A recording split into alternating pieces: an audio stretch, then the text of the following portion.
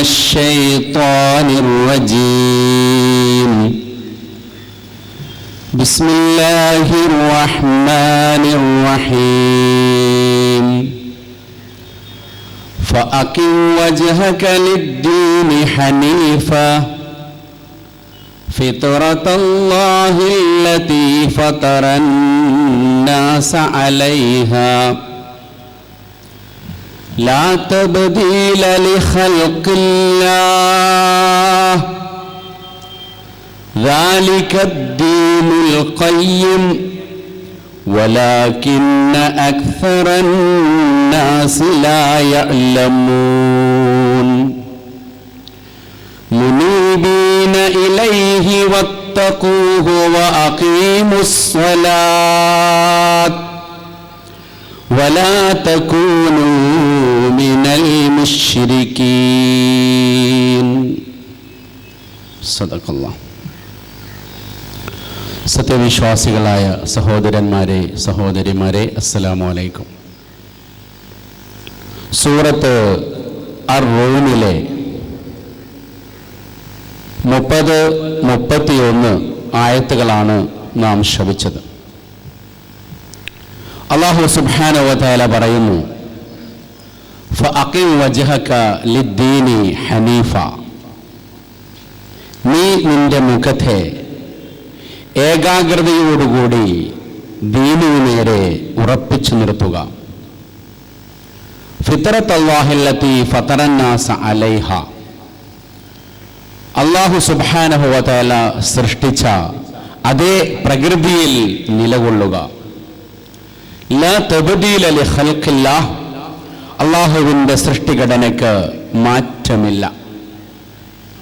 ദാലിക ദീനുൽ ഖയ്യിം, അതാണ് ഋജുവായ സത്യദീൻ.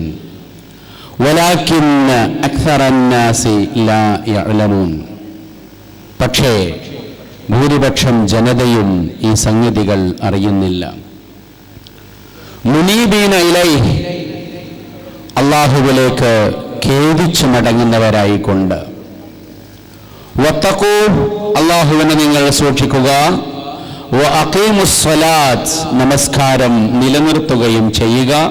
വലാ തകൂനു മിനൽ മുശ്രിക്കീൻ, ബഹുദൈവ വിശ്വാസികളിൽ നിങ്ങൾ പെട്ടുപോകരുത്. റോമ എന്ന സൂറത്തിലെ അഥവാ സൂറത്തു റൂമിലെ 2 വചനങ്ങളാണ് നമ്മൾ കേട്ടിട്ടുള്ളത്. ജീവിത വിജയത്തിൻ്റെ അത്യന്തം ശ്രദ്ധേയമായ അടിക്കല്ലുകളെയാണ് ഈ 2 വചനങ്ങൾ നമ്മുടെ മുമ്പിൽ അവതരിപ്പിക്കുന്നത്. ഇതിൻ്റെ ഹൈലൈറ്റുകളെ നമ്മൾ ശ്രദ്ധിക്കുകയാണെങ്കിൽ, വിശ്വാസിക്ക് വേണ്ട കൃത്യമായ ദിശാബോധം നമ്മളോട് സംസാരിക്കുന്നു. ശുദ്ധ പ്രകൃതിയിലാണ് വിശ്വാസി ജീവിക്കേണ്ടത് എന്ന് ഈ സൂക്തങ്ങൾ നമ്മോട് പറയുന്നു. പ്രപഞ്ചനാഥൻ്റെ വിസ്മയകരമായ സൃഷ്ടിപ്പുകളെപ്പറ്റി സംസാരിക്കുന്നു. സന്തുലിതമായ സരളമായ ഒരു ദീനുൽ ഇസ്ലാമിനെയാണ് നിങ്ങൾ സ്വീകരിക്കേണ്ടത് എന്ന് ഇത് വിളിച്ചു പറയുന്നു. എവിടെ എത്തിപ്പെട്ടാലും എത്ര പിഴച്ചു പോയാലും അള്ളാഹുവിലേക്ക് മടങ്ങാൻ ഈ സൂക്തങ്ങൾ നമ്മോട് ആഹ്വാനം ചെയ്യുന്നു. തഖ്വ എന്ന് പറയുന്ന മാനവ സമൂഹം കണ്ടിട്ടുള്ള ഏറ്റവും അത്ഭുതകരമായ ഒരു ശക്തിയെക്കുറിച്ച് ഈ ആയത്ത് നമ്മെ ബോധ്യപ്പെടുത്തുന്നു.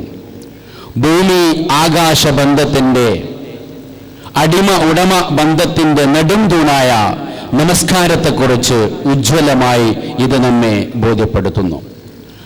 വഴിപിടച്ചവരിൽ പെട്ടുപോകരുത് എന്ന ഒരു ആഹ്വാനത്തോടെയാണ് ഈ 2ാമത്തെ സൂക്തം അവസാനിക്കുന്നത്. മനോഹരമായ ഖുർആൻ വരക്കുന്ന ഈ ശില്പങ്ങളെ നമ്മുടെ ഹൃദയത്തിലേക്ക് ഏറ്റുവാങ്ങിക്കൊണ്ട് അതിനെ മനോഹരമായി ജീവിതത്തിലേക്ക് ഘടിപ്പിച്ചാൽ ശക്തനായ സുമുഖനായ ഒരു വിശ്വാസിയും ഒരു വിശ്വാസിനിയും പിറക്കും. അത്യന്തം സുന്ദരമായ ഒരു മനുഷ്യനെ നമുക്കപ്പോൾ കണ്ടെത്താൻ സാധിക്കും. അല്ലാഹുവാണ് പ്രപഞ്ചത്തിൻ്റെ ശില്പി, ജീവിതത്തിൻ്റെ ശില്പി, മനുഷ്യൻ്റെ ശില്പി. അവനേക്കാൾ മനോഹരമായി ഒന്നിനെയും സൃഷ്ടിക്കുവാൻ കഴിവുള്ള മറ്റാരും ഇല്ല. ആ അടിസ്ഥാനത്തിൽ അല്ലാഹു സുബ്ഹാനഹു വ തആല വരച്ചു വെക്കുന്ന, അല്ലാഹു ആഗ്രഹിക്കുന്ന ഒരു വിശ്വാസിയുടെ അത്യന്തം മനോഹരമായ ഒരു രൂപമാണ് നമുക്ക് മുമ്പിൽ ഇതൾ വിരിയുന്നത്. പ്രിയപ്പെട്ട വിദ്യാർത്ഥിനികളെ, പുതിയ കാലഘട്ടത്തിൻ്റെ തലമുറയുടെ വക്താക്കളും പ്രയോക്താക്കളുമായ ഇസ്ലാമിക പ്രസ്ഥാനത്തിൻ്റെ സഹോദരികളെ, ഈ ഖുർആൻ ശുദ്ധ മനസ്സോടുകൂടി കേൾക്കണമെന്നാണ് ആദ്യമായി പറയാനുള്ളത്. ഇതൊക്കെ നമ്മൾ കേട്ടതാണ്, ഖുർആൻ എനിക്കറിയാം എന്ന് മനസ്സോടെ ഖുർആനിനെ കേട്ടാൽ ഒന്നും നമുക്ക് പുതുതായി ലഭിക്കുകയില്ല. ഞാൻ വായിച്ചതും അറിഞ്ഞതുമല്ല, ഖുർആൻ ഓരോ സമയത്ത് ഓതുമ്പോഴും ഓരോ പുതിയ ആശയങ്ങളിൽ നിന്ന് അത് ലഭിക്കാനുണ്ട് എന്ന ഒരു തുറന്ന മനസ്സോടുകൂടി നമ്മളിത് ശ്രമിച്ചാൽ ഇൻഷാ അല്ലാഹ് ഒരുപാട് കാര്യങ്ങൾ എനിക്കും നിങ്ങൾക്കും ലഭിക്കും. ഫഅഖിം വജ്ഹക ലിദ്ദീനി ഹനീഫ. അല്ലാഹുവിന്റെ പ്രവാചകനോടും വിശ്വാസി കൂട്ടത്തോടും അല്ലാഹു നൽകുന്ന ഒരു കൽപ്പനയാണിത്. ഏകാഗ്രതയോടുകൂടി മുഖം തിരിക്കുക. വജ്ഹ്, ഫേസ്, മുഖം എന്ന് പറയുന്നത് ഒരു മഹാപ്രതീകമാണ്. ഇന്ന് ഒരു ക്യാമറയുമായി നിങ്ങൾ തേജസ്സുള്ള ലക്ഷണമൊത്ത ഒരു മുഖം പകർത്താൻ ചെന്നാൽ സോറി, അങ്ങനെയുള്ള മുഖങ്ങൾ ഇന്ന് ലോകത്ത് ഇല്ല. അള്ളാഹുവിനെ പേടിക്കുന്ന, ഈമാൻ സ്ഫുരിക്കുന്ന, അള്ളാഹുവിന്റെ ഖലീഫയാണ് എന്ന് പറയാൻ പറ്റുന്ന മുഖങ്ങൾ ദൗർഭാഗ്യവശാൽ ഇന്ന് ലോകത്ത് ഇല്ല. ഇന്നത്തെ മുഖങ്ങൾ കപടമാണ്, ക്രൂരമാണ്, മ്ലേച്ഛമാണ്, ഭയാനകമാണ്. ബലാ മൻ അസ്ലമ വജ്ഹു ലില്ലാഹ്. മുഖം അള്ളാഹുവിനുള്ള അനുസരണത്തിൽ സമർപ്പിച്ചവനെന്ന് അൽ ബഖറയിലെ 112 സൂക്തത്തിൽ ഖുർആൻ നമ്മളോട് പറയുന്നുണ്ട്. ഇന്നി വജ്ജഹ്തു വജ്ഹിയ ലില്ലദീ ഫതറ സമാവാതി വൽ അർള ഹനീഫൻ എന്ന് അൽ അൻആമിലെ 79 സൂക്തത്തിൽ അള്ളാഹു പറയുന്നുണ്ട്. ഞാൻ എൻ്റെ മുഖം ആകാശഭൂമികളെ പടച്ചൊരുക്കിയ അള്ളാഹുവിലേക്ക് ഏകാഗ്രനായി തിരിച്ചിരിക്കുന്നു എന്ന് പ്രഖ്യാപിച്ചിട്ടുള്ളത് നമ്മുടെ പ്രപിതാവായിട്ടുള്ള മഹാനായ ഖലീലുല്ലാഹി ഇബ്രാഹിം അലൈഹിസ്സലാമയാണ്. എൻ്റെ മുഖം ഞാൻ അള്ളാഹുവിലേക്ക് തിരിച്ചിട്ടുണ്ട്. വജ്ജഹ്തു വജ്ഹിയ ലില്ലദീ ഫതറ സമാവാതി വൽ അർള് എന്നത് നമസ്കാരത്തിൽ എപ്പോഴും അതിൻ്റെ തുടക്കത്തിൽ ആവർത്തിച്ചു പറയാൻ നമ്മോട് ആവശ്യപ്പെടുന്ന ഒരു ഖുർആൻ സൂക്തം കൂടിയാണ്. നെഞ്ചത്ത് കൈവച്ചുകൊണ്ട് നമ്മൾ പറയുന്ന ഈ വജ്ജഹ്തു, ഞാൻ എൻ്റെ മുഖം പ്രപഞ്ചത്തിന്റെ സൃഷ്ടാവായ, യൂണിവേഴ്സിന്റെ പടച്ചവനായ അള്ളാഹുവിലേക്ക് നേരെ തിരിച്ചു വെച്ചു എന്ന് പറയുന്ന, നെഞ്ചത്ത് കൈവച്ച് പറയുന്ന ഈ വചനങ്ങളെ പറ്റി നെഞ്ചത്ത് ഒന്നുകൂടി കൈവച്ച് നിങ്ങൾ പറയൂ. നമ്മുടെ മുഖങ്ങൾ അള്ളാഹുവിന് നേരെയാണോ? നമ്മുടെ ലക്ഷ്യം ഇസ്ലാം ദീനാണോ? നമ്മളുടെ ജീവിതവും രീതിയും ഇസ്ലാമിന് നേരെയാണോ? ഈ സമയത്ത് മനോഹരമായ ഈ പശ്ചാത്തലത്തിൽ അല്പനേരം ഒരു യോഗിയെപ്പോലെ വളരെ ശാന്തമായി നമ്മുടെ കണ്ണുകൾ ആകാശത്തിലേക്ക് ഉയരട്ടെ, അള്ളാഹുവിന്റെ പ്രപഞ്ചത്തിലേക്ക് ഉയരട്ടെ, ഭൂമിയുടെ പരന്നു കിടക്കുന്ന വിശാലതയിലേക്ക് പോകട്ടെ. മെല്ലെ കണ്ണുയർത്തി ആകാശത്തെക്കുറിച്ച്, അള്ളാഹുവിനെ കുറിച്ച്, സ്വർഗത്തെക്കുറിച്ച്, നരകത്തെ നിങ്ങൾ മുന്നിൽ സങ്കല്പിക്കുക. എന്നിട്ട് സ്വന്തം ചോദിക്കൂ, സത്യമായും നമ്മുടെ മുഖങ്ങൾ എങ്ങോട്ടാണ് തിരിച്ചു വച്ചിരിക്കുന്നത്?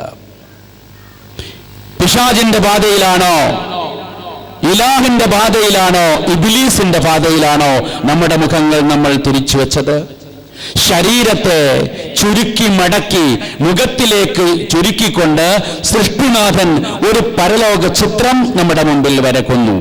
യൗമ തബിയല്ലു വുജൂഹുൻ വതസ്വദ്ദു വുജൂഹ്.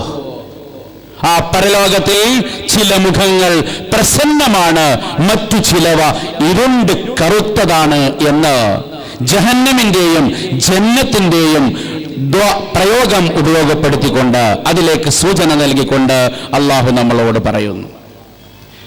സ്വർഗത്തിൽ പ്രകാശിക്കുന്ന മുഖങ്ങളാണോ നമുക്കുണ്ടാവുക?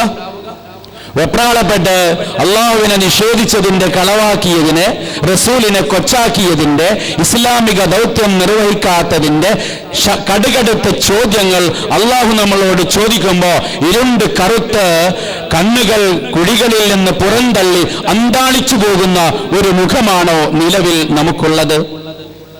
വക്രതയില്ലാതെ, കാപ്പട്യമില്ലാതെ വുദുവിൽ വെളുപ്പിച്ച മുഖങ്ങൾ അന്ന്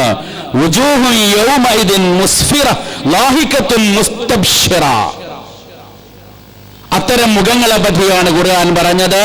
അത് സുസ്മേരമായിരിക്കും, അത് ഹർഷപുളകിതമായിരിക്കും.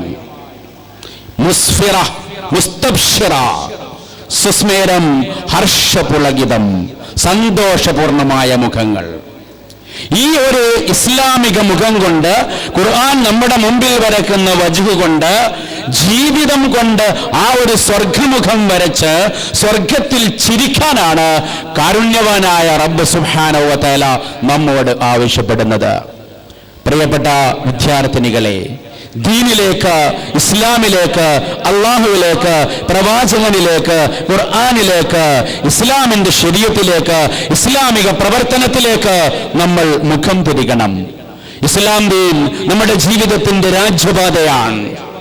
ആരാധനകളും അനുസരണവും അടിമത്തവും സമർപ്പണവും സൃഷ്ടിനാഥന്റെ മുമ്പിൽ സവിനയം സമർപ്പിക്കുന്ന ഒരു ജീവിത വ്യവസ്ഥയാണ് ഇസ്ലാം. Islam, it is not a religion, but it is the complete way of the life എന്നാണ് നമ്മൾ കൊച്ചുകുട്ടികളെ പറഞ്ഞു പഠിപ്പിക്കുന്നത്. അതുകൊണ്ട് നമ്മുടെ ധർമ്മവും കർമ്മവും ഇസ്ലാമിന്റെ പാതയിലാകണം. ജീവിതം മുഴുക്കെ സൃഷ്ടിനാഥന് സമർപ്പിക്കുന്ന ആഹ്ലാദഭരിതമായ ഒരു സ്വർഗപാതയിലൂടെ നമ്മൾ സഞ്ചരിക്കണം. അള്ളാഹു നമുക്ക് നൽകിയ ജീവിതം അള്ളാഹുവിന് തന്നെ തിരിച്ചു നൽകുന്ന അഭിമാനകരമായ ഒരു ജീവിത ദർശനമാണ് ഇഖാമത്തുദ്ദീൻ എന്നൊക്കെ പറയുന്ന ഇസ്ലാമിന്റെ സമഗ്രമായ ജീവിത വ്യവസ്ഥ. നമ്മൾ ആലോചിക്കണം, പുനരാലോചിക്കണം. ഈ സമ്മേളനത്തിന്റെ നഗരിയിലിരുന്നു കൊണ്ട് ദൈവിക വചനങ്ങൾ കേട്ടുകൊണ്ട് സ്വയം ആലോചിക്കുക. നമ്മുടെ ജീവിത കപ്പൽ കടലിലൂടെ ഉലകം ചാർത്തി കടന്നു പോകുന്നത് ശരിയായ ചാലിലാണോ കപ്പൽ സഞ്ചരിക്കുന്നത്? അതല്ല. ഈ ആധുനിക കാലഘട്ടത്തിന്റെ ഭൗതികതയുടെ, ആർത്തിന്റെ, ദൂർത്തിന്റെ, സൗന്ദര്യ പ്രകടനത്തിന്റെ, മ്ലേച്ഛതകളുടെ, പൈശാചികതയുടെ കാറ്റിലും ിലും പെട്ട് നമ്മുടെ കപ്പൽ ദിശ തെറ്റിയാണോ പോകുന്നത് എന്ന് ഈ സന്ദർഭത്തിൽ ഒരു ആത്മവിചാരണ നടത്തണം. ഫിത്രത്തല്ലാഹില്ലത്തി ഫത്തറന്നാസ അലൈഹ, സൃഷ്ടിനാഥൻ സൃഷ്ടിച്ച അതേ പ്രകൃതിയിൽ നിലകൊള്ളുക. ചിന്തയും കർമ്മങ്ങളും സംസ്കാരവും സ്വഭാവവും അള്ളാഹു ഘടിപ്പിച്ച അതേ ശുഭ്രതയിലാണോ? ആകാശ നീലിമ പോലെ, മഞ്ഞുകണം പോലെ ക്രിസ്റ്റൽ ക്ലിയർ ആണോ മനസ്സും മുഖവും ജീവിതവും? ലഖദ് ഖലഖനൽ ഇൻസാന ഫീ അഹ്സനി തഖ്വീം, ഏറ്റവും മനോഹരമായ രൂപത്തിലാണ് മനുഷ്യനെ നാം ഘടിപ്പിച്ചിട്ടുള്ളത്. റോ മെറ്റീരിയൽ അല്ല അള്ളാഹുവിന്റെ മനുഷ്യൻ. കളിമണ്ണും റൂഹും കൊണ്ട് അള്ളാഹു സൃഷ്ടിച്ചെടുത്ത അതിമനോഹരമായ യുഗ്മ സൗഭാഗ്യമാണ് മനുഷ്യൻ എന്ന് പറയുന്നത്. രണ്ടിനെയും ശുദ്ധീകരിച്ചു വെക്കണം. മനസ്സിനെയും ശരീരത്തെയും ശുദ്ധീകരിച്ചു വെക്കണം. അത്തഹൂറു ശത്രുൽ ഈമാൻ എന്ന് പറയുന്നത് മനസ്സിന്റെ ശുദ്ധിയാണ്, ശരീരത്തിന്റെ ശുദ്ധിയാണ്, ആദർശത്തിന്റെ വിശുദ്ധിയാണ്, പാതയുടെ വിശുദ്ധിയാണ്. അതുകൊണ്ടാണ് ശുദ്ധി ഇസ്ലാമിന്റെ പകുതിയായത് എന്ന് നമ്മൾ തിരിച്ചറിയണം. മഹാനായ റസൂലുള്ളാഹി സ്വല്ലല്ലാഹു അലൈഹി വസല്ലം കണ്ണാടിയിൽ നോക്കിക്കൊണ്ട് പ്രാർത്ഥിച്ചില്ലേ, അല്ലാഹുമ്മ ഹസ്സൻ ഖുലുഖി കമാ ഹസ്സൻത ഖൽഖി, എൻ്റെ സൃഷ്ടിപ്പ് മനോഹരമാക്കിയതുപോലെ എൻ്റെ സ്വഭാവത്തെ മനോഹരമാക്കണം. പ്രിയപ്പെട്ടവരെ, ഇസ്ലാമിന്റെ പ്രകൃതി ചീത്തയല്ല, മ്ലേച്ഛമല്ല, അറപ്പുളവാക്കുന്നതല്ല. ഇസ്ലാമിന്റെ പ്രകൃതി വഞ്ചനയല്ല, കാപ്പട്യമല്ല, ധിക്കാരമല്ല, തികഞ്ഞ നിഷ്കളങ്കതയാണ്, വിനയമാണ്. ഇസ്ലാമിക സംസ്കാരം, ഇസ്ലാമിന്റെ പ്രകൃതി വിശുദ്ധി എന്ന് പറഞ്ഞത്. യേശു പറഞ്ഞതായി പ്രകൃതിയുടെ മനോഹരമായ വിനയത്തിന്റെ ചിത്രം ഉദ്ധരിക്കപ്പെട്ടിട്ടുണ്ട്. യേശു പറഞ്ഞത്, രോമമാണ് എൻ്റെ വസ്ത്രം, പാദങ്ങളാണ് എൻ്റെ വാഹനം, രണ്ട് കൈയിണകളാണ് എൻ്റെ തലയണ, ചന്ദ്രനാണ് എൻ്റെ വിളക്ക്, ഭൂമിയാണ് എൻ്റെ വിരിപ്പ്. ഞാൻ അനുഭവിക്കുന്നത് യഥാർത്ഥ സമാധാനം. ഈ ഒരു വിശുദ്ധിയിലേക്ക്, ഈ ഒരു പ്രകൃതിയിലേക്ക്, ഈ ഒരു വിനയത്തിലേക്ക് നമ്മൾ മാറിയാൽ ശുദ്ധ പ്രകൃതിയുള്ള ഒരു മനുഷ്യന് സമാധാനം ലഭിക്കും. ഈ ഒരു സമ്മേളനത്തിലെത്തിയവരോട് ഖുർആനിനെ സാക്ഷി നിർത്തി പറയാനുള്ളത്, നിരാശരാകരുത്. ദൈവിക പ്രകൃതിയിലേക്ക് എത്രയും പെട്ടെന്ന് മടങ്ങിയെത്തുക. മനുഷ്യന് കാലിടറും, കാരണം മനുഷ്യനാണ്. മനുഷ്യന് തെറ്റുകൾ സംഭവിക്കും. പ്രകൃതിയിൽ നിന്ന്, രുചിപാതയിൽ നിന്ന്, ശരിയായ ദീനിൽ നിന്ന് അകന്നു പോകാം. പക്ഷേ അറബിക്കവി പാടിയതുപോലെ കംകദ് സലൽതു വലം അദ്കുറുക ഫീ സലലി വഅൻത യാ മാലികി ബിൽഗൈബി തദ്കുറുനി. എത്ര സന്ദർഭങ്ങളാണ് എൻ്റെ കാലിടറിയത്. ആ സന്ദർഭത്തിലൊന്നും പ്രിയപ്പെട്ട നാഥ നിന്നെ ഞാൻ ഓർത്തില്ല. പക്ഷേ ഞാൻ നിന്നെ ഓർക്കാതെ തന്നെ എന്നെ ഓർത്ത് എനിക്ക് അനുഗ്രഹം ചെയ്യുന്ന തമ്പുരാനെ എന്ന് കവി പാടിയിട്ടുണ്ടെങ്കിൽ മടങ്ങാനും തൗബ ചെയ്യാനും കണ്ണീരോടുകൂടി അള്ളാഹുവിലേക്ക് തിരിച്ചെത്തുവാനും നമുക്ക് സാധിക്കേണ്ടതുണ്ട്. ലാ തബ്ദീല ലി ഖൽഖില്ലാഹ്. അള്ളാഹുവിന്റെ സൃഷ്ടിഘടനയിൽ മനുഷ്യൻ മാറ്റം വരുത്താൻ പാടില്ല. കാരണം മനുഷ്യൻ അള്ളാഹുവിന്റെ മാത്രം അടിമയാണ്. ആ അടിമത്തം പിശാചിനോ ആശയങ്ങൾക്കോ ആധുനിക ചിന്തകൾക്കോ മുതലാളിത്തത്തിനോ അങ്ങനെയുള്ള ഒന്നിനും നമ്മൾ വിട്ടുകൊടുക്കാൻ പാടില്ല. സത്യദീനിൽ നിന്ന് അകന്ന് ആ പ്രകൃതി അട്ടിമറിച്ചു പോകാൻ പാടില്ല. ദൈവികമായ ഒരു പ്രകൃതിയെ, സുസംഘടിതമായ ഒരു ഘടനയെ അട്ടിമറിക്കാൻ പാടില്ല. ഭൂരിപക്ഷം എങ്ങനെ പോയാലും ശരി, കുൽ ലാ യസ്തവിൽ ഖബീസ് വത്തയ്യിബ് വലൗ അഅ്ജബക കസറത്തുൽ ഖബീസ് ഫത്തഖുല്ലാഹ് യാ ഉലിൽ അൽബാബ്. ഒരിക്കലും നന്മയും തിന്മയും അതുപോലെ നല്ലതും ചീത്തയും സമമാവുകയില്ല. ചീത്ത അത് എത്രമാത്രം നിന്നെ അത്ഭുതപ്പെടുത്തിയാലും ഫത്തഖുല്ലാഹ്, അല്ലാഹുവിനെ സൂക്ഷിക്കൂ. യാ ഉലിൽ അൽബാബ്, ചിന്തിക്കുന്നവരെ, മനസ്സിലാക്കുന്നവരെ. അൽ മാഇദയിലെ 100-ാമത്തെ സൂക്തം. അതിനാൽ ദൈവികമായ സരളപാതയിലേക്ക് ഘടന തെറ്റാതെ അടിയുറച്ചു നിൽക്കുക. ദാലിക ദീനുൽ ഖയ്യിം വലാകിന്ന അക്സറന്നാസി ലാ യഅലമൂൻ. അതാണ് ശരിയായ ദീൻ. പക്ഷെ ഭൂരിപക്ഷം ജനതക്കും ഈ ഒരു ശുദ്ധ പ്രകൃതി അറിയില്ല, ഇസ്ലാം ദീൻ അറിയില്ല, അള്ളാഹുവിന്റെ പാത അറിയില്ല. വഴികേടുകളും മ്ലേച്ഛതകളും ഒരു മാസ് സൈക്കോളജിയായി നമ്മുടെ ഇടം വലം തുള്ളുമ്പോൾ, നമ്മുടെ കൂട്ടുകാരികളും ക്യാമ്പസുകളും ഇവിടെ ഇതാണ് ശരിയെന്ന് നമ്മളെ പറഞ്ഞ് പൈശാചിക പാതയിലേക്ക് കൊണ്ടുപോകുമ്പോൾ, അതിൽ വശംവദരായി ആകർഷിക്കപ്പെട്ട് ദൈവിക ദീനിൽ നിന്ന്, സ്വർഗപാതയിൽ നിന്ന് അകന്നു പോകുമ്പോൾ നമ്മൾ അറിയണം, ഭൂരിപക്ഷ ജനതകളും വഴിമാറി ഒഴുകുമ്പോൾ നിങ്ങൾ ഇസ്ലാമിന്റെ ഭടന്മാർ നേർപാതയിൽ തുടരണം. അദ്ദീനൽ ഖയ്യിം, രുജുവായ ദീനിൽ ഉറച്ചു നിൽക്കാൻ ഉണ്ടാകണം. മനഃശാസ്ത്രജ്ഞന്മാർ പറയുന്നത് പോലെ നിങ്ങൾക്ക് തിരുത്തണമോ എങ്കിൽ സ്വന്തം തെറ്റുകളെ നിങ്ങൾ സ്വയം നിന്ദിക്കുക. ഒരു തെറ്റിനെ അതിജീവിച്ചാൽ സ്വയം നിങ്ങളെ തന്നെ അഭിനന്ദിക്കുക. മഹാനായ ഉമർ ഖത്താബ് റളിയല്ലാഹു അൻഹു മരുഭൂമിയിലേക്ക് ചെന്നുകൊണ്ട് ഉമർ ഉഷാർ, പക്ഷെ ഉമറെ എന്തൊക്കെ കുഴപ്പങ്ങൾ നിനക്കുണ്ട്, അള്ളാഹുവിന്റെ മുമ്പിൽ നീ രക്ഷപ്പെടുമോ എന്നതാണ് ഉമർ ഖത്താബ് സ്വയം മരുഭൂമിയിൽ വെച്ച് ചോദിച്ചത്. ഒരു ആത്മവിചാരണ നടത്താൻ നമുക്ക് സാധിക്കണം. ഉന്നതമായ ഈ ദൈവിക ആശയങ്ങൾ കണ്ടുകൊണ്ട് നാം അതിനുശേഷം, ആ കാഴ്ചകൾക്ക് ശേഷം ജീവിതത്തിലേക്ക് ലാൻഡ് ചെയ്യുമ്പോൾ, ജീവിതത്തിന്റെ യാഥാർത്ഥ്യത്തിലേക്ക് വരുമ്പോൾ അള്ളാഹു നമ്മളോട് പറയുന്നു, മുനീബീന ഇലൈഹി, അള്ളാഹുവിലേക്ക് മടങ്ങൂ. വഴിതെറ്റിപ്പോയവരെ, വഴിപിഴച്ചു പോയവരെ, മുനീബീന ഇലൈഹി, അള്ളാഹുവിലേക്ക് ഖേദിച്ചു മടങ്ങുക. അത്യന്തം മനോഹരമായ ഖുർആനിന്റെ ആശയം. ആരാണ് നമുക്ക് അള്ളാഹു? നമ്മുടെ സ്രഷ്ടാവ്, പരിപാലകൻ, നിയന്താവ്, ആകാശത്തിന്റെ ഭൂമിയുടെ നാഥൻ, കടലിന്റെ കരയുടെ നാഥൻ, മണൽത്തറിയുടെ എണ്ണമറിയുന്ന നാഥൻ, മേഘങ്ങളാൽ, മലക്കുകളാൽ, ഇടിനാദങ്ങളാൽ, പറവകളാൽ വാഴ്ത്തപ്പെടുന്ന നാഥൻ, ഷെറിന്റെ, ഹൈറിന്റെ, ലൈലിന്റെ, നഹാറിന്റെ, ജിന്നിന്റെ, ഇൻസിന്റെ, ഇഹത്തിന്റെ, പരത്തിന്റെ, സ്വർഗത്തിന്റെ, നരകത്തിന്റെ നാഥനിലേക്ക് മടങ്ങാൻ പറയുമ്പോ വഴിതെറ്റിപ്പോയ മരുഭൂമിയിൽ നിന്ന്, പാതതെറ്റി അലഞ്ഞ കൊടും കാടുകളിൽ നിന്ന് നമുക്കൊരു മടക്കയാത്രയ്ക്ക് സമയമായിട്ടുണ്ട്. ഒരു ഉറച്ച തീരുമാനമായിരിക്കണം അത്. അപ്പോൾ നമുക്കൊരു പ്രകാശം തെളിഞ്ഞു കിട്ടും. വയജ്അൽ ലക്കും നൂറൻ തംശൂന ബിഹി, അല്ലാഹു നിങ്ങൾക്കൊരു പ്രകാശം പ്രദാനം ചെയ്യും. ആ വെളിച്ചത്തിൽ നിങ്ങൾ നടക്കും. ആ പ്രകാശമാണ് നമ്മൾ വഴിയറിയാതെ ഉഴലുന്ന മരുഭൂമിയിൽ തേടുന്നത്? ഖുർആൻ നമ്മളോട് ചോദിക്കുന്നു, ഇസ്ലാം അതിന്റെ പ്രതിസന്ധി ഘട്ടത്തിൽ, നിങ്ങളുടെ ജീവിതത്തിന്റെ അത്യന്തം പ്രയാസകരമായ ഒരു സാഹചര്യത്തിൽ നിങ്ങൾ എന്തുകൊണ്ട് ചിന്തിക്കുന്നില്ല? എന്തുകൊണ്ട് ദീനുൽ ഇസ്ലാമിന്റെ പ്രതികളാകുന്നില്ല? 1.25 ലക്ഷം പ്രബോധകന്മാർ നിർവഹിച്ച ദൗത്യത്തിലേക്ക് എന്തുകൊണ്ട് വരുന്നില്ല? ഖുർആൻ ചോദിച്ചു, അലം യഅനി ലില്ലദീന ആമനു അൻ തഖ്ശഅ ഖുലൂബുഹും ലിദിക്രില്ലാഹ്. വിശ്വാസികൾക്ക് ഇനിയും സമയമായിട്ടില്ലേ? അല്ലാഹുവിനെ ഓർത്തുകൊണ്ട് ഹൃദയങ്ങൾ പ്രകമ്പിതമാവാൻ സമയമായിട്ടില്ലേ? അല്ലാഹ് പറഞ്ഞു, വത്തഖൂ, മഹാകൽപ്പനയാണത്. അല്ലാഹുവിനെ സൂക്ഷിക്കൂ. വത്തഖൂ, മനുഷ്യ ജീവിതത്തിന്റെ, വിശ്വാസി കൂട്ടത്തിന്റെ ജീവാമൃതമാണത് തഖ്വ. വിശ്വാസി കൂട്ടത്തിന്റെ കരുത്തുറ്റ ആയുധമാണത്. ജാഹിലിയത്തിനെതിരെ, സാമ്രാജ്യത്വത്തിനെതിരെ, പൈശാചികതയ്ക്കെതിരെ, ക്യാമ്പസിലെ മ്ലേച്ഛതകൾക്കെതിരെയുള്ള കരുത്തുറ്റ ആയുധം അതാണ് തഖ്വ.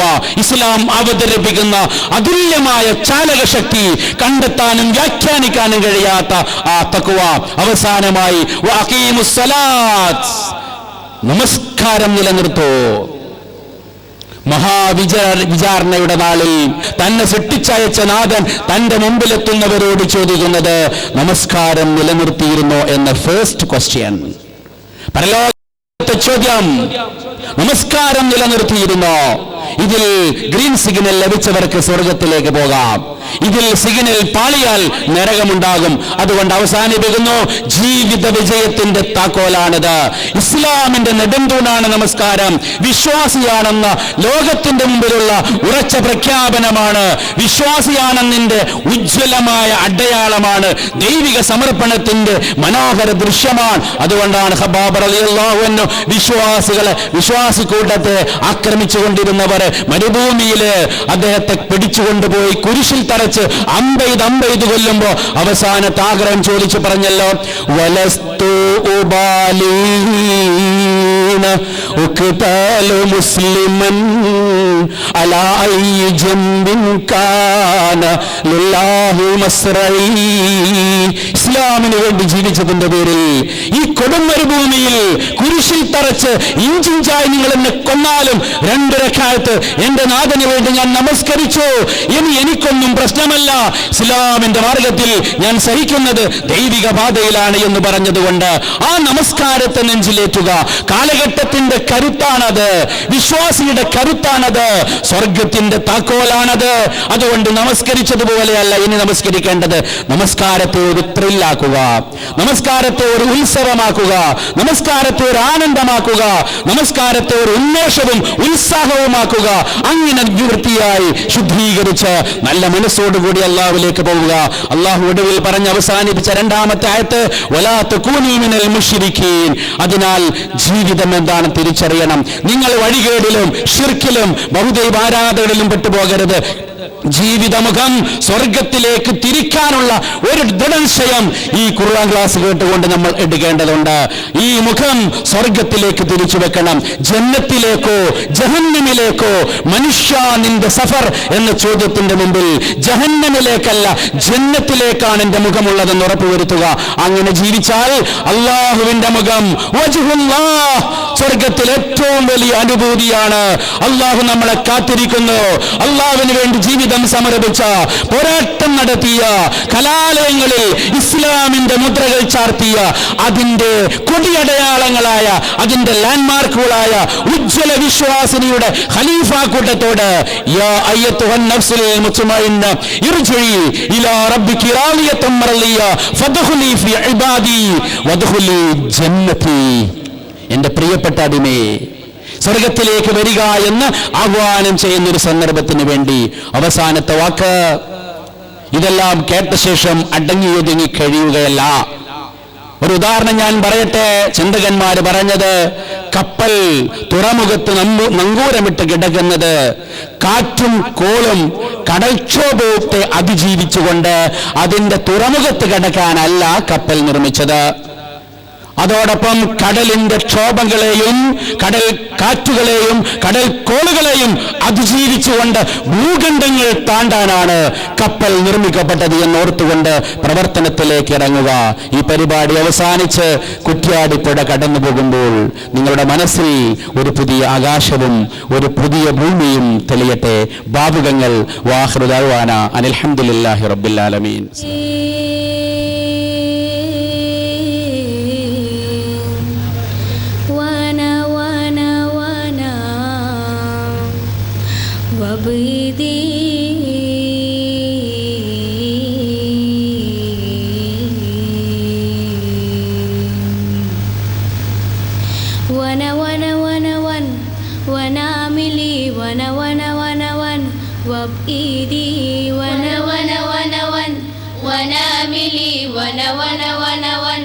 وإيدي في شوف دوايا بأني أعيش أحلام بتمني في شوف دوايا بأني أعيش أحلام بتمني أحلم إليك إليك رسم حوليك حوليك يحلم إليك إليك رسم حوليك حوليك حروف اسمي أنت ابتسمالة العين وانا وانا وانا وانا وناملي وانا وانا وانا وانا وبإيدي وانا وانا وانا وانا وناملي وانا وانا وانا وانا وبإيدي وانا وانا وانا وانا وناملي بالإنشاء إنديك الله بأمرايا وانا وانا وانا وانا وناملي واسألها إن تفهم مني بأمرايا وانا وانا وانا وانا وناملي بالإنشاء إنديك الله بأمرايا وانا وانا وانا وانا وناملي واسألها إن تفهم مني بأمرايا وأنامل هي وهنيني وبنار الحب بتكويني وأنامل هي وهنيني وبنار الحب بتكويني أحلم إليك إليك رسم حوليك حوليك يحلم إليك إليك رسم حوليك حوليك حروف اسمي أنت ابتسمالة العين وانا وانا وانا وانا وناملي وانا وانا وانا وانا وبإيدي وانا وانا وانا وانا وناملي وانا وانا وانا وانا وبإيدي في شوف دوايا بأني أعيش أحلام بتمني في شوف دوايا بأني أعيش أحلام بتمني أحلم إليك إليك رسم حوليك حوليك يحلم إليك إليك رسم حوليك حوليك حروف اسمي أنت ابتسمالة العين وانا وانا وانا وانا وناملي وانا وانا وانا وانا وبإيدي وانا وانا وانا وانا وناملي وانا وانا وانا وانا وبإيدي. شكرا. بسم الله الرحمن الرحيم. أعوذ بالله من الشيطان الرجيم. وكذلك جعلناكم أمة وسطا لتكونوا شهداء على الناس ويكون الرسول عليكم شهيدا. എൻ്റെ സഹപ്രവർത്തകരെ, ഏറ്റവും പ്രിയങ്കരായ എൻ്റെ വിദ്യാർത്ഥിനികളെ, കൊച്ചുമക്കളെ, അസ്സലാമു അലൈക്കും വറഹ്മത്തുള്ളാഹി വബറകാതുഹു. കേരളത്തിലുടനീളം ഇസ്ലാം സന്തുലിതമാണ് എന്ന വിഷയത്തെ ആസ്പദമാക്കി ജില്ലാ സമ്മേളനങ്ങൾ നടന്നുകൊണ്ടിരിക്കുന്ന ഒരു സന്ദർഭത്തിലാണ് കോഴിക്കോട് ജില്ലയിൽ 2017 ജനുവരി 14-ാം തീയതി കോഴിക്കോട് കടപ്പുറത്ത് വെച്ച് നടക്കുന്ന ജമാഅത്തെ ഇസ്ലാമിയുടെ ജില്ലാ സമ്മേളനത്തിൻ്റെ ഭാഗമായി ഉപഘടകങ്ങളുടെയൊക്കെ സമ്മേളനങ്ങളും ഇതര പരിപാടികളും നടന്നുകൊണ്ടിരിക്കുന്ന സന്ദർഭത്തിലാണ് കോഴിക്കോട് ജില്ലയിലെ GIO ഇങ്ങനെ ഒരു സമ്മേളനം ഇവിടെ വിളിച്ചു ചേർത്തിരിക്കുന്നത്. വളരെ സന്തോഷം തോന്നുന്നുണ്ട് നമ്മുടെ സദസ്സ് കാണുമ്പോൾ. യദ്ഖുലൂന ഫീ ദീനില്ലാഹി അഫ്വാജ എന്ന് പറഞ്ഞതുപോലെ കൂട്ടം കൂട്ടമായി സദസ്സിലേക്ക് വന്നുകൊണ്ടിരിക്കുന്ന കൊച്ചുമക്കളെ കാണുമ്പോൾ വളരെയധികം സന്തോഷം തോന്നുകയാണ്. പ്രത്യേകിച്ചും ഭാവിയുടെ വാഗ്ദാനങ്ങളായ വിദ്യാർത്ഥിനി സമൂഹമാണ് നമ്മുടെ മുമ്പിൽ ഒരുമിച്ച് കൂടിയിരിക്കുന്നത് എന്നോർക്കുമ്പോൾ അതിലേറെ ആഹ്ലാദം ഭരിതമാണ് ഈ സന്ദർഭം. ഈ സന്ദർഭത്തിൽ നമ്മൾ ആലോചിക്കേണ്ടത് ഖുർആൻ ദർസിൽ നിങ്ങൾ കേട്ടതുപോലെ തന്നെയുള്ള ഉത്ബോധനം സ്വീകരിക്കുവാനുള്ള സന്ദർഭമാണ് ഇത് എന്ന് തന്നെയാണ്. ആരാണ് നമ്മൾ എന്ന് നമ്മൾ ചിന്തിക്കണം. മുസ്ലിങ്ങളായ നമ്മൾ അള്ളാഹുവിന്റെ മാർഗത്തിലെ പ്രബോധകരാണ് എന്നുകൂടി ഈ സന്ദർഭത്തിൽ ഓർക്കേണ്ടതാണ്. അള്ളാഹുവിന്റെ മഹത്തായ അനുഗ്രഹമാണ് അള്ളാഹുവിന്റെ ഹിദായത്ത് എന്ന് പറയുന്നത്. അള്ളാഹുവിന്റെ സന്മാർഗ ദർശനം നമുക്കില്ലായിരുന്നുവെങ്കിൽ ഞാനും നിങ്ങളും എവിടെയായിരിക്കും ഉണ്ടാവുക എന്നും മരണാനന്തരം നമുക്കെന്താണ് ലഭിക്കാൻ പോവുക എന്നും ഈ സന്ദർഭത്തിൽ നമ്മൾ ആലോചിക്കേണ്ടതുണ്ട്. നമ്മുടെ ജീവിതത്തിലെ ചെറുതും വലുതുമായ എല്ലാ കാര്യങ്ങളും അള്ളാഹുവിന്റെ അനുഗ്രഹമാണ്. ആ അനുഗ്രഹങ്ങൾക്കൊക്കെ നമ്മൾ അള്ളാഹുവിനോട് ശുക്ർ കാണിക്കേണ്ടതുണ്ട്. അതിലേറ്റവും മഹത്തായ അനുഗ്രഹമാണ് നമുക്ക് ലഭിച്ചിട്ടുള്ള ഹിദായത്ത് എന്നാണ് ഈ സന്ദർഭത്തിൽ അടിവരയിട്ട് നമ്മൾ മനസ്സിലാക്കേണ്ടത്. എങ്ങനെയാണ് നമ്മൾ അള്ളാഹുവിനോട് ശുക്ർ കാണിക്കേണ്ടത്? അള്ളാഹുവിനെ അറിഞ്ഞുകൊണ്ട്, അള്ളാഹുവിനെ മനസ്സിലാക്കിക്കൊണ്ട്, അള്ളാഹു നമുക്ക് നൽകിയ ഹിദായത്തിനെ അറിഞ്ഞുകൊണ്ട് മനസ്സിലാക്കിക്കൊണ്ട് അതനുസരിച്ച് ജീവിച്ചുകൊണ്ടാണ് അള്ളാഹുവിന് നമ്മൾ ശുക്ർ കാണിക്കേണ്ടത്. അള്ളാഹുവിന്റെ ഹിദായത്തിനെ മറ്റുള്ളവർക്ക് എത്തിച്ചു കൊടുക്കുക എന്ന ബാധ്യത കൂടി ഈ സമയം നിർവഹിച്ചെങ്കിൽ മാത്രമേ അള്ളാഹുവിനോടുള്ള ശുക്ർ പരിപൂർണമാവുകയുള്ളൂ എന്ന് നമ്മൾ അറിയണം. പരിശുദ്ധ ഖുർആനിൽ അല്ലാഹു സുബ്ഹാനഹു വ തആല പറയുന്നത് വിശ്വാസികളെ വിളിച്ചുകൊണ്ട് കുന്തും ഖൈറ ഉമ്മത്തിൻ ഉഖ്രിജത് ലിന്നാസി തഅ്മുറൂന ബിൽ മഅറൂഫി വ തൻഹൗന അനിൽ മുൻകർ എന്നാണ്.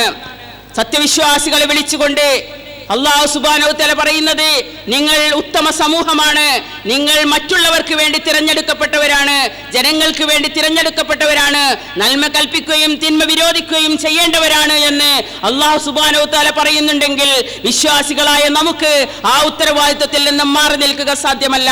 മറ്റൊരിടത്ത് അല്ലാഹു പറയുന്നത് ഞാൻ ആദ്യം ഓതിക്കേൽപ്പിച്ച ആയത്ത് കദാലിക ജഅൽനാകും ഉമ്മത്തൻ വസതൻ ലിതകൂനു ശുഹദാ അലന്നാസ് വയകൂന റസൂലു അലൈക്കും ഷഹീദാ എന്ന ആ ആയത്താണ് മറ്റൊരായത്തുള്ളത്. അതായത് അപ്രകാരം തന്നെ നിങ്ങളെ മധ്യമ സമൂഹമായിട്ടാണ് നിങ്ങളെ നാം ആക്കിയിട്ടുള്ളത്. ലിതകൂനു ശുഹദാ അലന്നാസ്, ജനങ്ങൾക്ക് സാക്ഷികളാകാൻ വേണ്ടിയാണ്.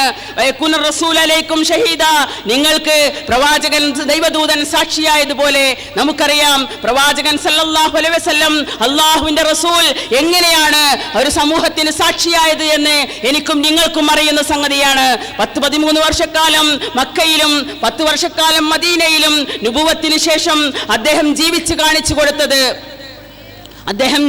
കാണിച്ചു കൊടുത്തതിന് ശേഷം അവസാനം ഹജ്ജത്തുൽ വിദായിൽ 1.25 ലക്ഷത്തോളം ആളുകളെ വിളിച്ചു ചേർത്തുകൊണ്ട് നടത്തിയ പ്രഭാഷണത്തിൽ അദ്ദേഹം പറയുന്നുണ്ട്, നിങ്ങൾക്ക് ലഭിച്ചിട്ടുണ്ടോ, അള്ളാഹുവിൽ നിന്നുള്ള ബലാഗ നിങ്ങൾക്ക് എത്തിയിട്ടുണ്ടോ, ഹിദായത്ത് നിങ്ങൾക്ക് എത്തിയിട്ടുണ്ടോ എന്ന് ചോദിക്കുമ്പോൾ സമൂഹം പറയുന്നു ബലായ റസൂലല്ലാ, ഞങ്ങൾക്ക് എത്തിയിട്ടുണ്ട് റസൂലേ എന്ന് പറയുമ്പോൾ അള്ളാഹുവിന്റെ റസൂൽ പറയുന്നുണ്ട് അല്ലാഹുമ്മശ്ഹദ് അല്ലാഹുമ്മശ്ഹദ് അല്ലാഹുമ്മശ്ഹദ്, അള്ളാഹുവേ നീയാണ് സാക്ഷി കേട്ടോ, നീയാണ് സാക്ഷി കേട്ടോ, എൻ്റെ ഈ സമൂഹത്തിന് എത്തിക്കേണ്ടത് ഞാൻ എത്തിച്ചിട്ടുണ്ട് എന്ന് എൻ്റെ സമൂഹം പറയുമ്പോൾ നീയാണ് അതിന് സാക്ഷി കേട്ടോ എന്ന് പ്രവാചകൻ സല്ലല്ലാഹു അലൈഹി വസല്ലം അള്ളാഹുവിനെ സാക്ഷി നിർത്തി പറയുന്നുണ്ട്. ഈ ഷഹാദത്താണ് എനിക്കും നിങ്ങൾക്കും നിർവഹിക്കുവാനുള്ളത്.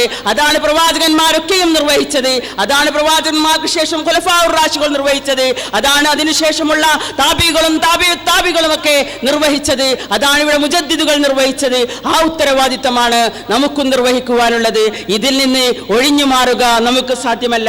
നമുക്കറിയാം ഇന്ന് ലോക മനുഷ്യാവകാശ ദിനം ആചരിച്ചു കൊണ്ടിരിക്കുകയാണ് ലോകമെമ്പാടും. മനുഷ്യാവകാശ ദംശനങ്ങൾ ഭരണകൂടങ്ങളിൽ നിന്ന് പോലും സംഭവിച്ചുകൊണ്ടിരിക്കുന്നത് നിരന്തരമായി നമ്മൾ കണ്ടുകൊണ്ടിരിക്കുകയാണ്. പല പേരുകളിൽ, പല ലേബലുകളിൽ. ഇവിടെയൊക്കെ നമുക്കൊരുപാട് ഉത്തരവാദിത്തങ്ങളുണ്ട്, നമുക്ക് ഇടപെടലുകൾ നടത്തേണ്ടതുണ്ട്. നമുക്കറിയാം പല സന്ദർഭങ്ങളിലും മനുഷ്യാവകാശ ദംശനങ്ങൾ നടന്നിടത്തൊക്കെ GIO പ്രതികരിച്ചിട്ടുണ്ട്. ജിഷ വധക്കേസിലും സൗമ്യ വധക്കേസിലും അതുപോലെ ഏറ്റവും അവസാനം നജീബിന്റെ തിരോധാനത്തിലുമൊക്കെ GIO പ്രതികരിച്ചിട്ടുണ്ട്. ഇത് GIOക്ക് മാത്രമുള്ള ഉത്തരവാദിത്വമല്ല, സത്യവിശ്വാസികളായ മുസ്ലിങ്ങൾക്ക് മുഴുവനുമായിട്ടുള്ള ഡ്യൂട്ടിയാണ് എന്ന് നമ്മൾ തിരിച്ചറിയണം. ഈ ഡ്യൂട്ടി നിർവഹിക്കുവാനുള്ള അവസരങ്ങളിൽ നമ്മൾ പങ്കാളികളാവണം. നമ്മൾ അല്ലാഹുവിനോട് പ്രാർത്ഥിക്കാറുണ്ട്. പരിശുദ്ധ ഖുർആനിൽ ഒരു പ്രാർത്ഥന, റബ്ബി ഔസീനി അൻ അഷ്കുറ നിഅമതക അല്ലതി അൻഅംത അലയ്യ വഅലാ വാലിദയ്യ വഅഅമല സാലിഹൻ തർളാ വഅസ്ലിഹ് ലീ ഫീ ദുർരിയതി വഇന്നി തുബ്തു ഇലൈക വഇന്നി മിനൽ മുസ്ലിമീൻ എന്ന് നമ്മൾ പ്രാർത്ഥിക്കാറുണ്ട്. എന്താണ് ആ പ്രാർത്ഥന? എനിക്ക് അവസരം നൽകണം. അല്ലാഹുവേ നാഥ, നിന്റെ നന്മകൾ, നിന്റെ നിഅമത്തിന് ശുക്ർ ചെയ്യാനുള്ള അവസരം എനിക്കുണ്ടാവണം. എനിക്കും എൻ്റെ മാതാപിതാക്കൾക്കും നീ നൽകിയിട്ടുള്ള നിഅമത്തിന് ശുക്ർ കാണിക്കാൻ, നന്ദി കാണിക്കാനുള്ള അവസരം തരണമേ നാഥ. നിന്നെ തൃപ്തിപ്പെടുത്തുന്ന നല്ല സൽപ്രവർത്തനങ്ങൾ ചെയ്യാനുള്ള അവസരം എനിക്കുണ്ടാവണേ എന്ന് പരിശുദ്ധ ഖുർആനിലെ പ്രാർത്ഥന നമ്മൾ പ്രാർത്ഥിക്കാറുള്ളതാണ്. ഇതിനുള്ള അവസരമാണ് യഥാർത്ഥത്തിൽ GIOയിലൂടെ നമുക്ക് കിട്ടിക്കൊണ്ടിരിക്കുന്നത്. അള്ളാഹുവിനെ തൃപ്തിപ്പെടുത്തുന്ന സൽപ്രവർത്തനങ്ങൾ, അള്ളാഹു നമുക്കും നമ്മുടെ മാതാപിതാക്കൾക്കും നൽകിയ നിയമത്തിലുള്ള ശുക്ർ കാണിക്കാനുള്ള അവസരങ്ങൾ, ആ അവസരങ്ങൾ നമ്മൾ ഉപയോഗപ്പെടുത്തണം. നേരത്തെ നിങ്ങൾ കേട്ടുകഴിഞ്ഞതുപോലെ ലാ ഇലാഹ ഇല്ലല്ലാഹ് മുഹമ്മദ് റസൂലുള്ളാഹ് എന്ന സത്യസാക്ഷ്യത്തിൽ നിന്നാണ് ഇത്തരം പ്രവർത്തനങ്ങൾ ഉണ്ടാകുന്നത്. അത് നമ്മുടെ ജീവിത സാക്ഷ്യമായി മാറണം. ഇത് യഥാർത്ഥത്തിൽ ലാ ഇലാഹ ഇല്ലല്ലാഹ് എന്നല്ല നമ്മൾ പറയുന്നത്, അഷ്ഹദു അൻ ലാ ഇലാഹ ഇല്ലല്ലാഹ് വ അഷ്ഹദു അന്ന മുഹമ്മദർ റസൂലുള്ളാഹ് സാക്ഷ്യപ്പെടുത്തുകയാണ്. ഇവിടെ ജീവിത സാക്ഷ്യമായി മാറണം. അത് മുനാഫിക്കുകൾ സാക്ഷ്യപ്പെടുത്തത് പോലെയാകരുത്, മുനാഫിക്കുകൾ പറഞ്ഞതുപോലെയാകരുത്. ഇദാ ജാഅൽ മുനാഫിഖൂന ഖാലൂ നഷ്ഹദു ഇന്നക ലറസൂലുള്ളാഹ് വല്ലാഹു യഅലമു ഇന്നക ലറസൂലുഹു വല്ലാഹു യഷ്ഹദു ഇന്നൽ മുനാഫിഖീന ലകാദിബൂൻ എന്ന് മുനാഫിക്കുകളെ കുറിച്ച് അല്ലാഹു പറഞ്ഞിട്ടുണ്ട്.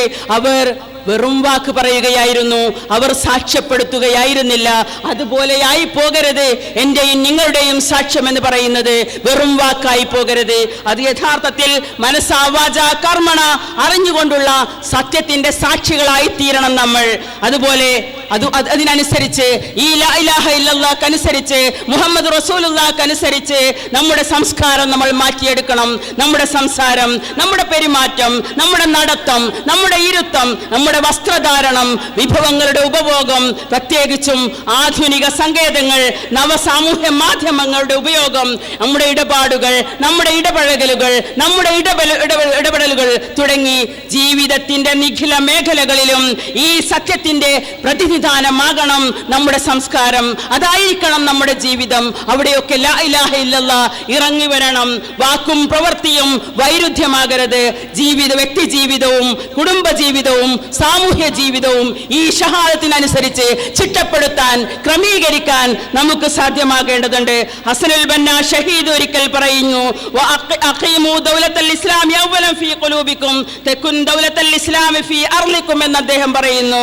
ഇസ്ലാമിക രാഷ്ട്രത്തെ നിങ്ങളുടെ ഹൃദയങ്ങളിൽ സ്ഥാപിക്കുക, എന്നാൽ അത് ഭൂമിയിൽ സ്ഥാപിക്കപ്പെടും. നമ്മുടെ ഹൃദയങ്ങളിലാണ് ഇസ്ലാമിക രാഷ്ട്രത്തെ ആദ്യമായി കുടിയിരുത്തേണ്ടത്.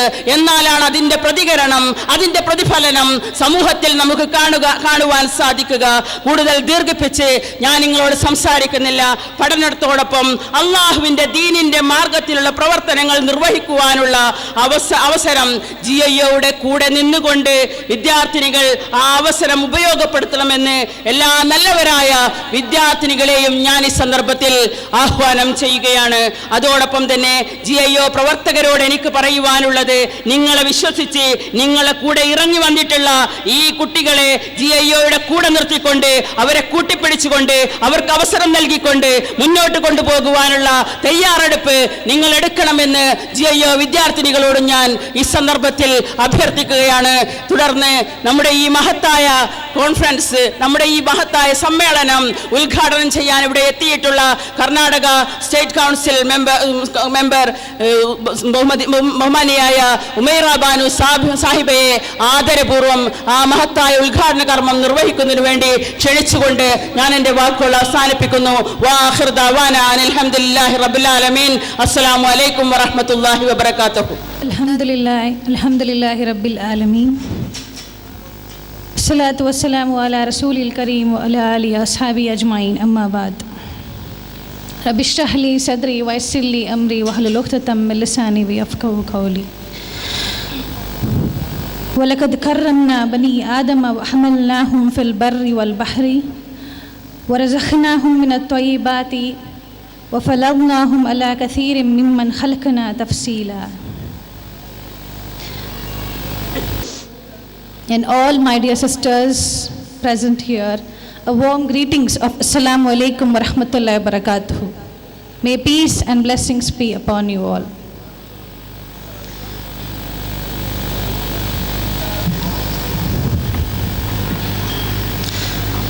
On behalf of GIO Karnataka, I heartfully wish to congratulate for the organization of this beautiful students' conference. I also wish a better success for your future programs also, inshallah. As we are present here, remember one thing, that today is a special day. Today is December 10th. So what is the speciality of today? Today is December 10th, Human Rights Day. So before we celebrate Human Rights Day, are we aware of what are our human rights? Today we can see there is too much of violation of human rights now and then. Most of the violations of human rights is happening against Muslims, backward communities. Maybe it is on national or global issues. Now at the outset of global level, we can just remember one issue, that is the present recently happened burning issue of Rohingya Muslims. The brutality of this issue was the destruction of so many lives and the molestation of women and other atrocities happened against the women by the military groups. But none of the countries or none of the Muslim states or territories voiced against the atrocities happened. United Nations declare human rights. They speak of peaceful atmosphere. They speak of protection of human rights. But even the United Nations has not spoken anything against against the outcry happened in the Rohingya. The great Nobel Peace Prize winner, the Foreign Affairs Minister of Myanmar, being a woman, was also speechless about this incident.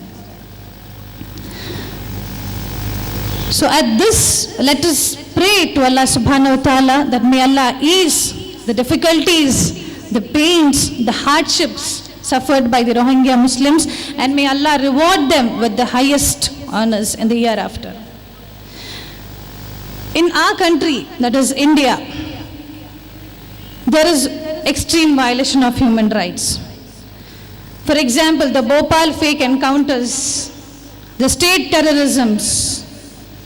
Every minute of an hour, the rights of women, the rights of children, the rights of the poor, the rights of the weakest sections are curbed to the drastic level.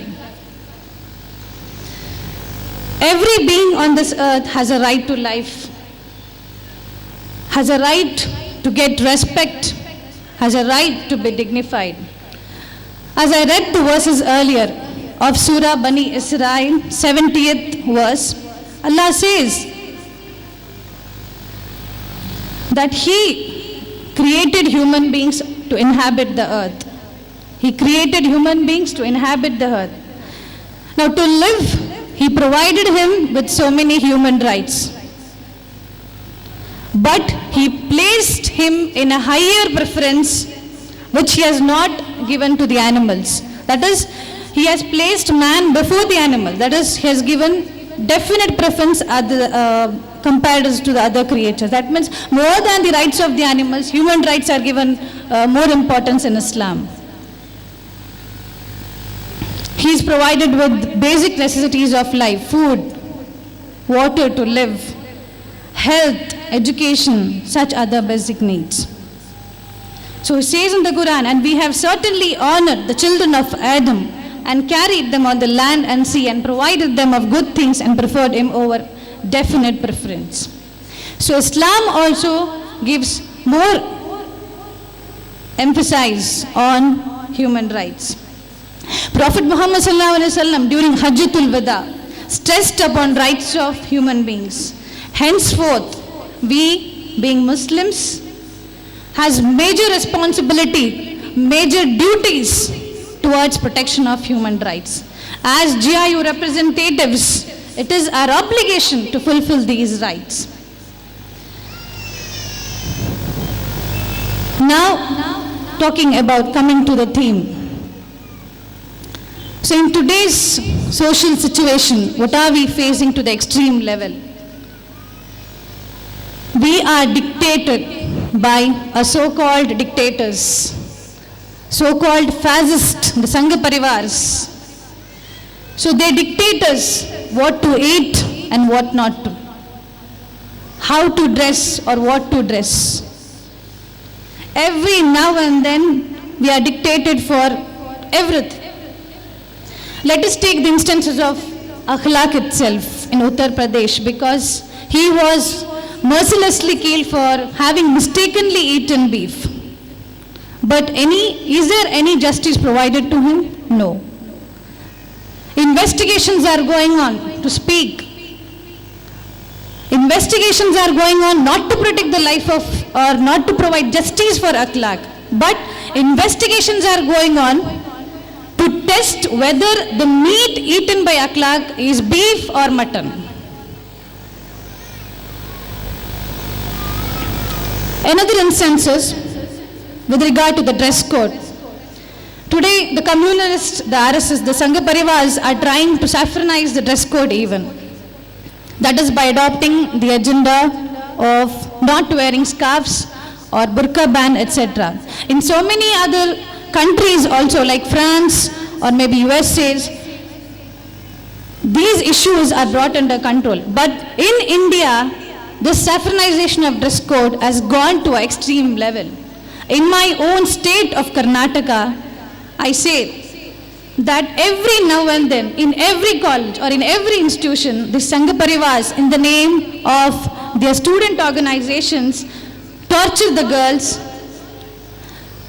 They do not allow them to wear scarves, etc. This is done to undermine the power of Muslim girls. They say that Muslim girls should not be educated. They should not be empowered. They should not be allowed to express their opinions. They should not come forward to voice against any injustice happening against them. So this is one of the hidden strategy behind their fascist agendas. So in Karnataka, I would like to step upon my own state. Every now and then in colleges and institutions, girls are not allowed to wear scarves, not allowed to wear burqas. At the gates itself, they are, ordered to remove their burqas. But still, our Muslim girls are fighting against their rights.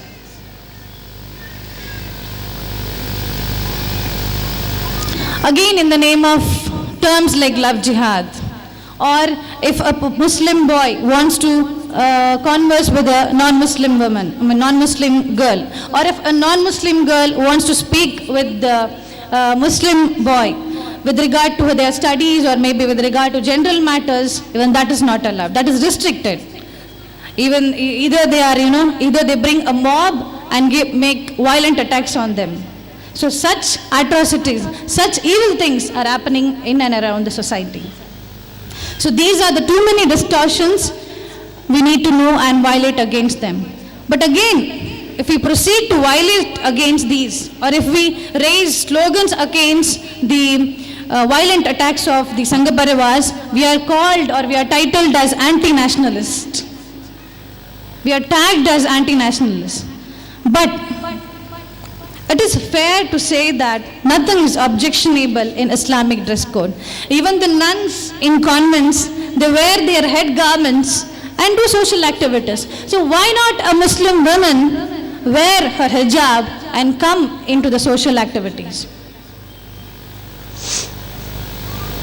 Islam, throughout the guidance of Holy Quran never demanded to suppress the freedom of women. It has given complete freedom for women to walk in every phase of life.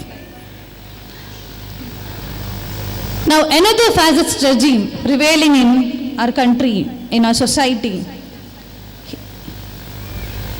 is the saffronization of education. Saffronization of education, the issues with regard to institutional murders happened in Hyderabad universities. The suicide committed by Rohit Vemula, when we remember, or the Najib's case. We do not know where is Najib, or the government is also not taking any action to find Najib. But instead of giving justice, government is trying to suppress all these matters through inventing new political issues like Uniform Civil Code or Triple Talaq system. Today we can find wider expansion of communalism all over India. Polarization of young minds, instilling communalism in the textbooks through giving autocratic statements of Muslim rulers. Bringing these controversies, fascists, what are they trying to do?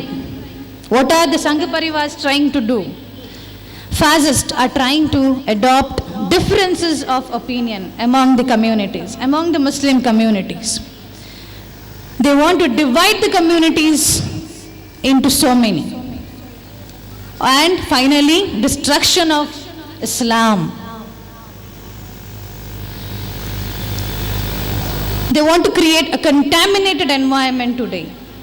Hence, it's our responsibility, it's our duty to be aware of all these befitting issues, and being GIO representatives, we need to discuss deeply on these issues in the campuses, because campus is the place where students can gather and take decisions, discuss on the prevalent issues happening today.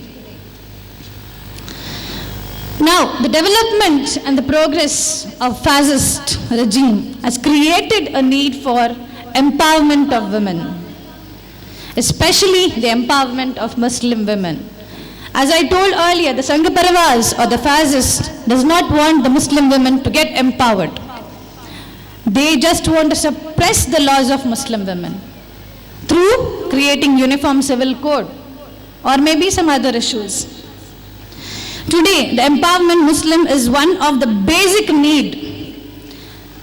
In this era of Islamophobia, Muslim women are highly targeted. Muslim women, Muslim girls are highly targeted. They say that women, according to the Islamophobia, Muslim women are suppressed. They do not come out of their homes. Such kind of naming Islam as a barbaric religion is prevailing today. So what is our responsibility now? Once again, there is a need to remove or to delete this misconception from their mind. First and foremost, empowerment must take place politically. Political empowerment is the most important aspect which we need to consider. Today we see that our Muslim women are not politically involved. It can include me also. I'm not politically involved. Even though if you are not involved in politics, today the politics is involved in your life indirectly. How? That is through the issues of demonetization, once again I'm repeating, or through Uniform Civil Code. These issues actually bring politics into your life. So it's our duty to get educated on these aspects and give dialogues to every aspect, whatever is happening today. We need to be educated because there are no Muslim political leaders, there are no social activists today, because we lack political knowledge. There is no political leadership even. So development of leadership qualities from the grassroots to the higher roads is an emerging need of today's society. In spite of reservations given, we are not utilizing it. The feeling of social activism is also lost completely in our Muslim women. So, it is a responsibility once again to become activists. So how would you like to become activists? Without education, without knowledge, you cannot become activists. Without the power of speaking to the public or without the power of public opinion, you cannot come forward. So as GIO representatives, we must be trained in this regard. During Prophet Muhammad sallallahu alaihi wasallam's times, Prophet Muhammad sallallahu alaihi wasallam, he used to take his wives and female companions to the war field and gave them opportunity to give wise opinions. See, such complete freedom was given to the women at prophetic times. The present day female activists like Tawakkul Karman, Fatima al-Banna, who was the daughter of Hassan al-Banna, leader of Ikhwan al-Muslimin, Muslim Brotherhood, Ladies Wing. She, from 1928 till the 1970, until her death, she worked for it. She worked for the cause of Muslims. She sacrificed everything. She sacrificed her life and trained the next generation to come forward. So such people should be our role model. Even Nidal, the leader of Mas, the Kanza of Palestine. So these should become our role models today.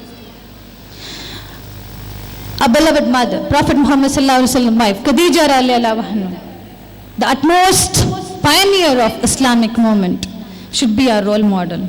We need to aspire them to work in the Islamic movement.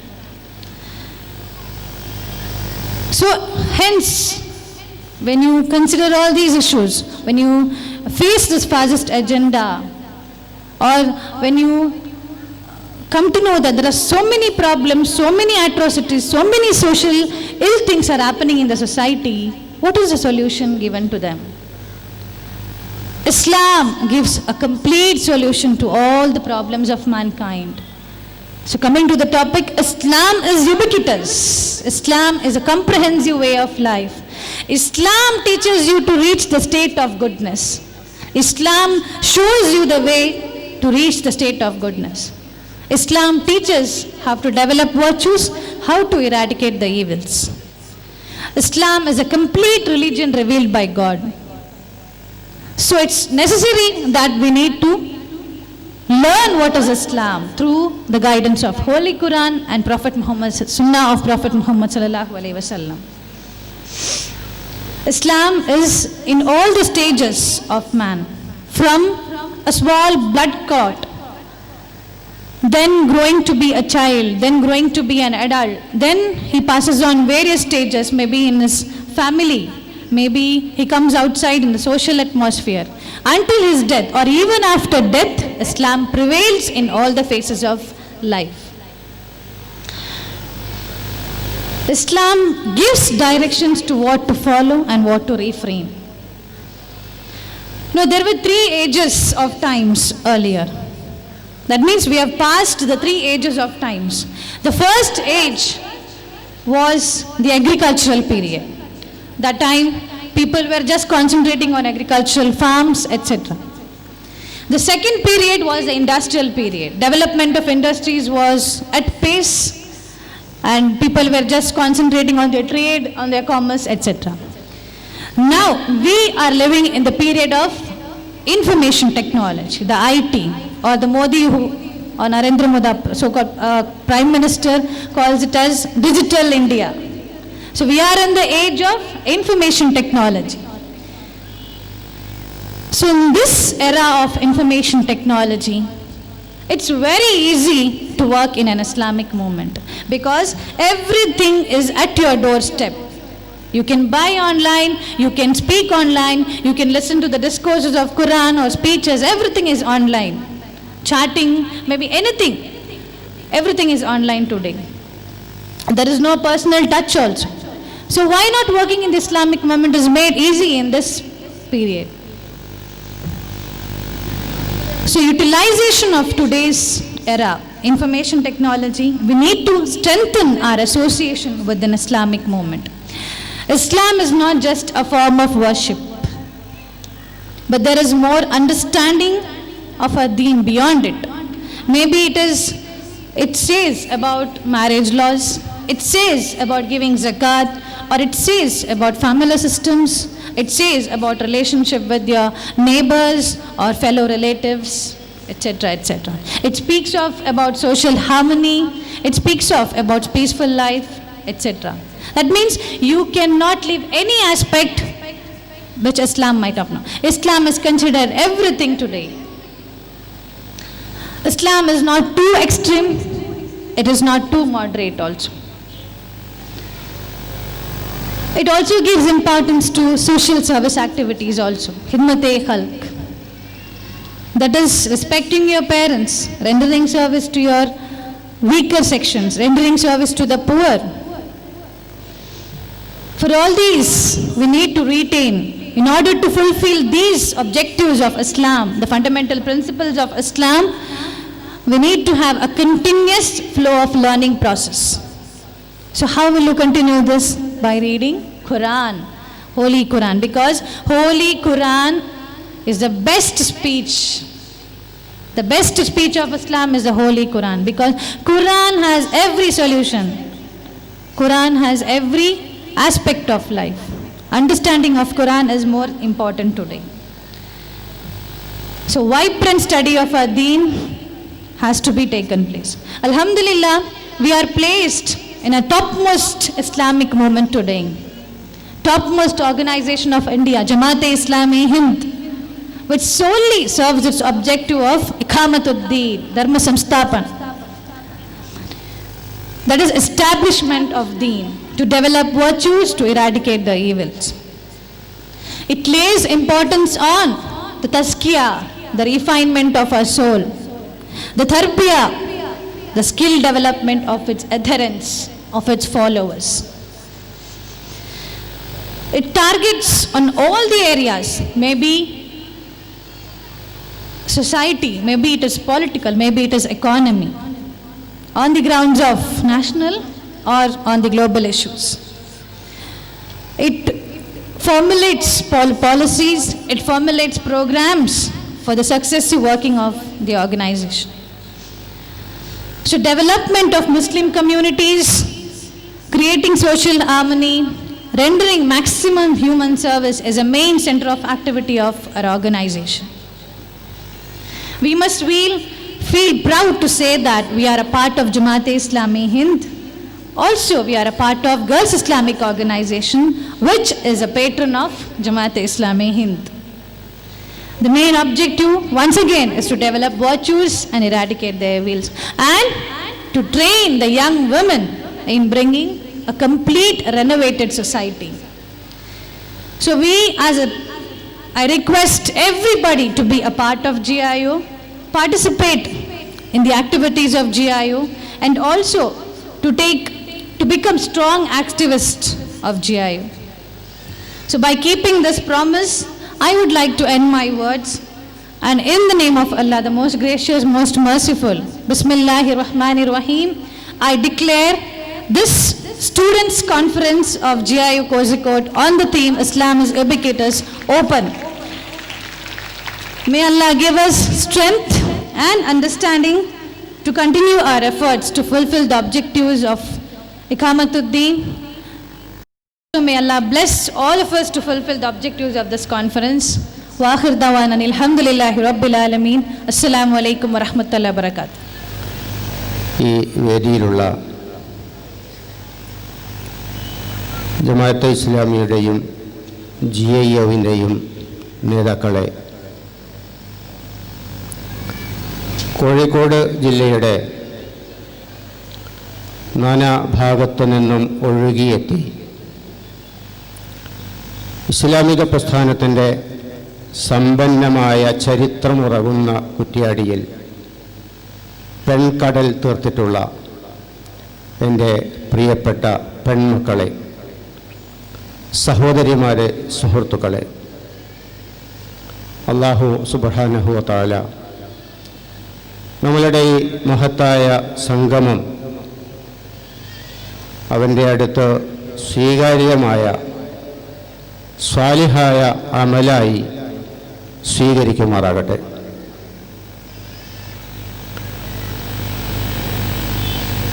നമ്മളുടെ രാജ്യം വളരെ ഗുരുതരമായ പ്രതിസന്ധികളെയാണ് അഭിമുഖീകരിക്കുന്നത് എന്ന് വർത്തമാനകാലത്തെ വായിക്കുകയും കേൾക്കുകയും നോക്കിക്കാണുകയും ചെയ്യുന്ന നമുക്കെല്ലാവർക്കും അറിയാം. പ്രതിസന്ധിയെക്കുറിച്ച് പറയുമ്പോൾ കഴിഞ്ഞ ഒരു മാസക്കാലമായി രാജ്യത്ത് നിലനിൽക്കുന്ന നോട്ട് പ്രതിസന്ധിയല്ല ഞാൻ ഉദ്ദേശിക്കുന്നത്. അത് ഒരു പക്ഷേ ചരിത്രത്തിലെ ദീർഘവീക്ഷണമില്ലാത്ത നടപടിയെന്ന് ഭാവിയിൽ രേഖപ്പെടുത്താവുന്ന ഒരു സംഭവമാണ്. മുഹമ്മദ് ബിൻ തുഗ്ലക്കിനെ കുറിച്ച് ധാരാളമായി ചരിത്ര ഗ്രന്ഥങ്ങളിൽ പഠിപ്പിക്കപ്പെടുന്നുണ്ട്. അത് ദീർഘവീക്ഷണമില്ലാത്ത ഭരണപരിഷ്കാരങ്ങൾ നടപ്പിൽ വരുത്തിയിട്ടുള്ള ഭരണാധികാരി എന്നുള്ള നിലക്കാണ്. ഞാൻ വിചാരിക്കുന്നു ഭാവി ഇന്ത്യയുടെ ചരിത്രകാരൻ സത്യസന്ധമായി കാര്യങ്ങളെ രേഖപ്പെടുത്തുമെങ്കിൽ വിഡ്ഢിത്തത്തിൻ്റെ ആളുരൂപമായി ഇന്ത്യയുടെ പ്രധാനമന്ത്രി നരേന്ദ്രമോദിയെ രേഖപ്പെടുത്താതിരിക്കുകയില്ല എന്ന്.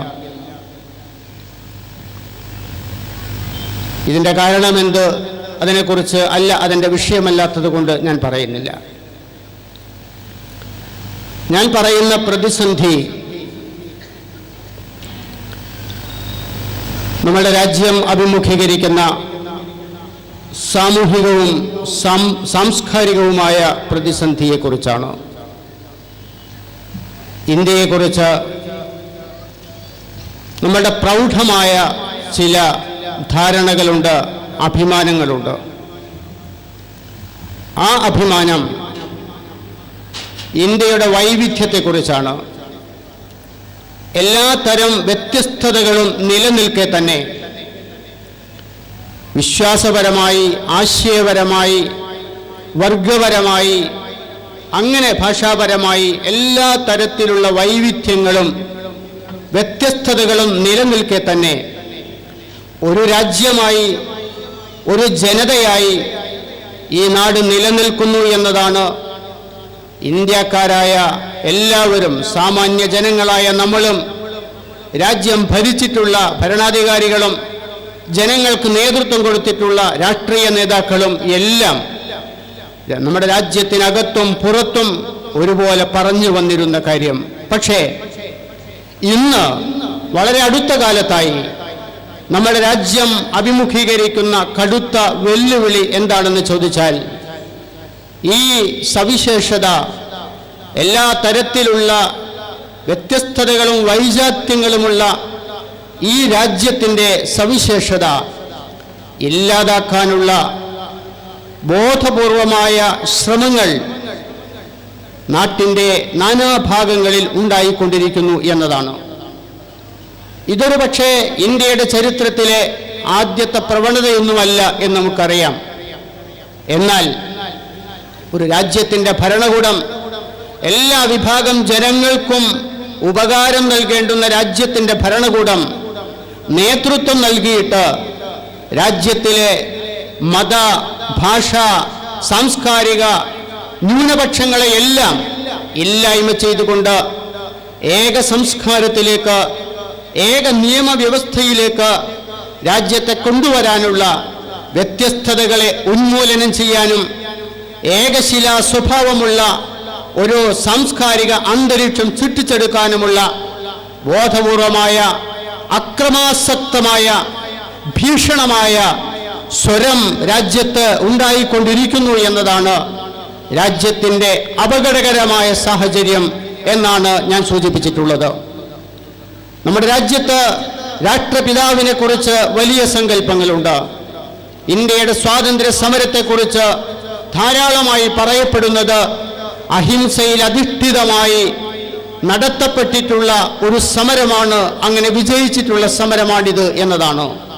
പക്ഷേ ഇന്ന് ആ അഹിംസയുടെ മധുരമന്ത്രങ്ങളല്ല, ഹിംസയുടെ ഭീതിജനകമായ അട്ടഹാസങ്ങളാണ് രാജ്യത്ത് ഉയർന്നു കേൾക്കുന്നത് എന്ന് നമുക്ക് കാണേണ്ടി വരുന്നുണ്ട്. ഗാന്ധിജിയുടെ ശാന്തി മന്ത്രങ്ങളല്ല, സമാധാന സന്ദേശങ്ങളല്ല, ഗോഡ്സെയുടെ കൊലച്ചിരികളാണ് രാജ്യത്തെ ഭീഷണിപ്പെടുത്തിക്കൊണ്ടിരിക്കുന്നത് എന്ന് നമുക്ക് കാണേണ്ടി വരുന്നുണ്ട്. ഇതാണ് രാജ്യം അഭിമുഖീകരിക്കുന്ന ഏറ്റവും പ്രധാനപ്പെട്ട പ്രതിസന്ധി എന്ന് പറയുന്നത്. അതിലപ്പുറത്ത് നേരത്തെ ഉദ്ഘാടന പ്രസംഗത്തിൽ സൂചിപ്പിച്ചിട്ടുള്ള ഒരുപാട് കാര്യങ്ങളുണ്ട്. നമ്മുടെ രാജ്യം അഭിമുഖീകരിക്കുന്ന, ജനങ്ങൾ നേരിട്ടുകൊണ്ടിരിക്കുന്ന ഒരുപാട് പ്രശ്നങ്ങൾ. ഇന്ന് ഡിസംബർ 10-ാം തീയതി മനുഷ്യാവകാശ ദിനമായി ആചരിച്ചു കൊണ്ടിരിക്കെ രാജ്യത്തിൻ്റെ നാനാഭാഗത്തു നിന്നും അവകാശങ്ങൾ നിഷേധിക്കപ്പെട്ടിട്ടുള്ള, പ്രാഥമികമായ മനുഷ്യാവകാശങ്ങൾ പോലും നിരാകരിക്കപ്പെട്ടിട്ടുള്ള മനുഷ്യ മക്കളുടെ നിസ്സഹായമായ നിലവിളികൾക്ക് സാക്ഷ്യം വഹിക്കുകയാണ് നമ്മുടെ രാജ്യം എന്ന് നമ്മൾ മനസ്സിലാക്കുന്നു. ഇതാണ് രാജ്യം അഭിമുഖീകരിക്കുന്ന ഗുരുതരമായ ഒരു പ്രതിസന്ധി എന്ന് പറയുന്നത്. ഈ പ്രതിസന്ധിക്ക് മുമ്പിൽ നിന്നുകൊണ്ട് നമുക്ക് വെറുതെ നിശ്വാസം വഹിക്കുവാനാണോ നമ്മൾ വിധിക്കപ്പെട്ടിട്ടുള്ളത് എന്നതിനെ കുറിച്ചാണ് നമ്മൾ ആലോചിക്കേണ്ടുന്നത്. കഷ്ടമായി പോയല്ലോ ഈ രാജ്യത്തിൻ്റെ കാര്യം എന്ന് വേദനകൾ പങ്കുവെക്കലാണോ നമ്മുടെ ദൗത്യം എന്ന് നമ്മൾ ആലോചിക്കേണ്ടതാണ്. തീർച്ചയായും മുസ്ലിം സമൂഹത്തെ സംബന്ധിച്ചിടത്തോളം അവർ ജീവിക്കുന്ന ഒരു കാലഘട്ടത്തിൽ നിന്നുകൊണ്ട് അവർക്ക് ഇതിനെതിരെ ഒന്നും പറയാതെ ഇതൊക്കെ എങ്ങനെയോ വന്നു വീണിട്ടുള്ള അപകടങ്ങളാണ്, എന്തോ ആപത്തുകൾ വന്നുവിട്ടിരിക്കുന്നു എന്ന് അപകടത്തെക്കുറിച്ച് വെറും വർത്തമാനങ്ങൾ പറഞ്ഞ് തൽക്കാലം അങ്ങനെ വിശ്വാസമുതിർത്ത് ജീവിച്ചു പോകാനല്ല നമ്മുടെ ദൗത്യം എന്ന് പറയുന്നത്. മറിച്ച് ചരിത്രത്തെ തിരുത്തി എഴുതാനുള്ള ചുമതല ഏൽപ്പിക്കപ്പെട്ടവരാണ് മുസ്ലിം സമുദായം എന്ന് പറയുന്നത്. ചരിത്രത്തെ തിരുത്തി എഴുതണം. ഒരിക്കല് റസൂലുള്ളാഹി സ്വല്ലല്ലാഹു അലൈഹി വസല്ലം സംസാരിച്ചു കൊണ്ടിരിക്കെ അദ്ദേഹം ഉറബാവുകൾക്ക് അഭിവാദ്യം അർപ്പിച്ചു. സഹാബിമാര് പ്രവാചകനോട് ചോദിച്ചു, ആരാണ് റസൂലെ ഉറബാവുകൾ എന്ന് പറയുന്നത്? ഖീല മനിൽ ഉറബാഉ യാ റസൂലല്ലാഹ്. റസൂൽ സല്ലല്ലാഹു അലൈഹി വസല്ലം പറഞ്ഞു, അല്ലദീന യുസ്ലിഹൂന മാ അഫ്സദൻ നാസ്. ജനങ്ങള് നശിപ്പിച്ചതിനെ നന്നാക്കുന്നവരാണ് ഉറബാവുകൾ എന്ന് പറയുന്നത്. ജനങ്ങള് തകർത്തതിനെ പുനർനിർമ്മിക്കുന്നവരാണ് ഉറബാവുകൾ എന്ന് പറയുന്നത്. ജനങ്ങള് ഇല്ലാതാക്കിയതിനെ പുനഃസ്ഥാപിക്കുന്നവരാണ് ഉറബാവുകൾ എന്ന് പറയുന്നത്. ആ നിലയ്ക്ക് ആലോചിക്കുമ്പോൾ ഇന്ത്യയിൽ ജീവിക്കുന്ന മുസ്ലിം സമുദായത്തെ സംബന്ധിച്ചിടത്തോളം അവർക്ക് രാജ്യത്തിൻ്റെ പുനർനിർമ്മാണ പ്രക്രിയ ഏറ്റെടുക്കാനുള്ള ബാധ്യതയുണ്ട്. അവർക്ക് സമൂഹത്തിൻ്റെ പുനർനിർമ്മാണ പ്രവർത്തനങ്ങളിൽ പങ്കാളിത്തം വഹിക്കാനുള്ള ബാധ്യതയുണ്ട്. ജനാധിപത്യം ഗളഹസ്തം ചെയ്യപ്പെടുമെന്ന് ഭീഷണിപ്പെടുത്തപ്പെടുന്ന ഒരു കാലഘട്ടത്തിൽ, മനുഷ്യാവകാശങ്ങൾ നിഷേധിക്കപ്പെടുന്ന ഒരു കാലഘട്ടത്തിൽ, മനുഷ്യന്റെ അന്തസ്സിന് ഇത്തിരി പോലും വിലകൽപ്പിക്കാത്ത ഭരണകൂടങ്ങൾ താന്തോന്നിത്തങ്ങൾ നിർവഹിക്കുന്ന ഒരു കാലഘട്ടത്തിൽ, സാമൂഹിക പശ്ചാത്തലത്തിൽ നിന്നുകൊണ്ട് അരുതെന്ന് പറയാനുള്ള, അതേപോലെ തന്നെ അനുവദിക്കില്ലെന്ന് പറയാനുള്ള രാജ്യത്തിലെ ജനങ്ങളെ സമാധാനത്തിലേക്ക്, സ്വസ്ഥതയിലേക്ക്, നീതിയിലേക്ക്, അങ്ങനെ സുരക്ഷിതമായ ജീവിത സാഹചര്യങ്ങളിലേക്ക് തിരിച്ചു കൊണ്ടുവരാനുള്ള പ്രവർത്തനങ്ങൾ നടത്താനുള്ള ബാധ്യത തീർച്ചയായും ഇന്ത്യ രാജ്യത്തിലെ മുസ്ലിം സമൂഹത്തിനുണ്ട് എന്നാണ് എനിക്ക് ഒന്നാമതായി എൻ്റെ പ്രിയപ്പെട്ട പെൺകുട്ടികളോട് ഇപ്പോൾ പറയുവാനുള്ളത്. കാരണം നമ്മളെ സംബന്ധിച്ചിടത്തോളം ഇസ്ലാം അതാണ് ആരാധനകളുടെ അകത്തളങ്ങളിൽ തളച്ചിടപ്പെട്ടിട്ടുള്ള, ആധ്യാത്മികതയുടെ ലോകത്ത് മാത്രം ജീവിക്കാൻ വിധിക്കപ്പെട്ടിട്ടുള്ള, പ്രാർത്ഥനകളുമായി മാത്രം കഴിഞ്ഞുകൂടാൻ തീരുമാനിച്ചിട്ടുള്ള ഒരു ജനതയല്ല മുസ്ലിം സമുദായം എന്ന് പറയുന്നത്. വിശുദ്ധ ഖുർആൻ അവർക്ക് നൽകിയിട്ടുള്ള ദൗത്യം അതല്ല എന്ന് കൃത്യമായി മനസ്സിലാക്കാൻ നമുക്ക് കഴിയേണ്ടതാണ്. മറിച്ച് മുസ്ലിം സമുദായം എന്ന് പറയുന്നത് രാജ്യത്തെ പുനർനിർമ്മിക്കേണ്ടുന്നവരാണ്. വിശുദ്ധ ഖുർആൻ ആദം അലൈഹിസ്സലാമിനെ ഭൂമിയിലേക്ക് അയച്ചപ്പോൾ അള്ളാഹു നൽകിയിട്ടുള്ള മാർഗനിർദ്ദേശം എന്താണ് എന്ന് പറയുന്നുണ്ട്. ഖുൽ നഹ്ബിതു മിൻഹാ ജമീഅ ഫഇമ്മാ യഅതിയന്നകും മിന്നി ഹുദാ ഫമൻ തബിഅ ഹുദായ ഫലാ ഖൗഫുൻ അലൈഹിം വലാ ഹും യഹ്സനൂൻ. നിങ്ങൾ ഭൂമിയിലേക്ക് ഇറങ്ങിപ്പോവുക. സ്വർഗത്തിൽ നിന്ന് ആദം ഭൂമിയിലേക്ക് വന്നതിനെ കുറിച്ചൊക്കെ നമുക്കറിയാം. എന്നിട്ട് ഭൂമിയിലെത്തിയിട്ട് എൻ്റെ ഹിദായത്തനുസരിച്ച് വന്നു കിട്ടുകയും ആ ഹിദായത്തനുസരിച്ച് നിങ്ങൾ ജീവിക്കുകയും ചെയ്താൽ രണ്ടു കാര്യങ്ങൾ നിങ്ങൾക്കുണ്ടാകുമെന്ന് പറയുന്നുണ്ട്. ഫലാ ഖൗഫുൻ അലൈഹിം വലാ ഹും യഹ്സനൂൻ. അവർക്ക് ഭയപ്പെടേണ്ടി വരില്ല, അവർക്ക് ദുഃഖിക്കേണ്ടിയും വരില്ല. അഥവാ അള്ളാഹുവിൻ്റെ പ്രവാചകന് അള്ളാഹു ഹിദായത്ത് നൽകുന്നത് ജനങ്ങള് ദുഃഖങ്ങളില്ലാത്ത, ഭയപ്പാടില്ലാത്ത, അരക്ഷിത ബോധത്താൽ വേട്ടയാടപ്പെടാത്ത, സുരക്ഷിത ബോധത്തിന്റെ അകത്ത് ജീവിക്കാൻ സാധിക്കുന്ന സാമൂഹിക സാഹചര്യം ഉണ്ടാക്കുന്നതിന് വേണ്ടിയാണ് അള്ളാഹുവിൻ്റെ ഹിദായത്ത് എന്ന് പറയുന്നത്. തീർച്ചയായും ഈ ഹിദായത്തിനെ ഏറ്റെടുക്കാനുള്ള ചുമതല, ഈ ഹിദായത്തിനെ ജനങ്ങൾക്ക് മനസ്സിലാക്കി കൊടുക്കാനുള്ള ചുമതല ഖുർആനിന്റെ വാഹകരായ പ്രവാചകന്മാരുടെ അനന്തരാവകാശികളായിട്ടുള്ള മുസ്ലിം സമുദായത്തിനാണ് എന്ന് നമുക്ക് മനസ്സിലാക്കാൻ സാധിക്കണം. പ്രവാചകന്മാരുടെ പ്രാർത്ഥനകളിലൂടെ ഒക്കെ കടന്നു പോകുമ്പോൾ ഇത് നമുക്ക് മനസ്സിലാക്കാൻ സാധിക്കുന്നു. ഒരു സമൂഹത്തിന് സുരക്ഷിതമായി സമാധാനപരമായി ജീവിക്കാൻ കൊള്ളാവുന്ന നല്ല ഒരു രാജ്യമുണ്ടാവുക എന്ന് പറയുന്നത്, നല്ലൊരു സാമൂഹിക അന്തരീക്ഷം ഉണ്ടാവുക എന്ന് പറയുന്നത് ഏറ്റവും പ്രധാനപ്പെട്ട കാര്യമാണ്. സബൽ നിവാസികളെ കുറിച്ച് വിശുദ്ധ ഖുർആൻ ഒരു പരാമർശം നടത്തുന്നുണ്ട്. അവർക്ക് അല്ലാഹു നൽകിയിട്ടുള്ള അനുഗ്രഹങ്ങളെ കുറിച്ച് പറയുന്നിടത്ത് ഖുർആൻ പറയുന്ന ഒരു കാര്യം ബൽദത്തുൻ തയ്യിബ വറബ്ബുൻ ഗഫൂർ എന്നാണ്.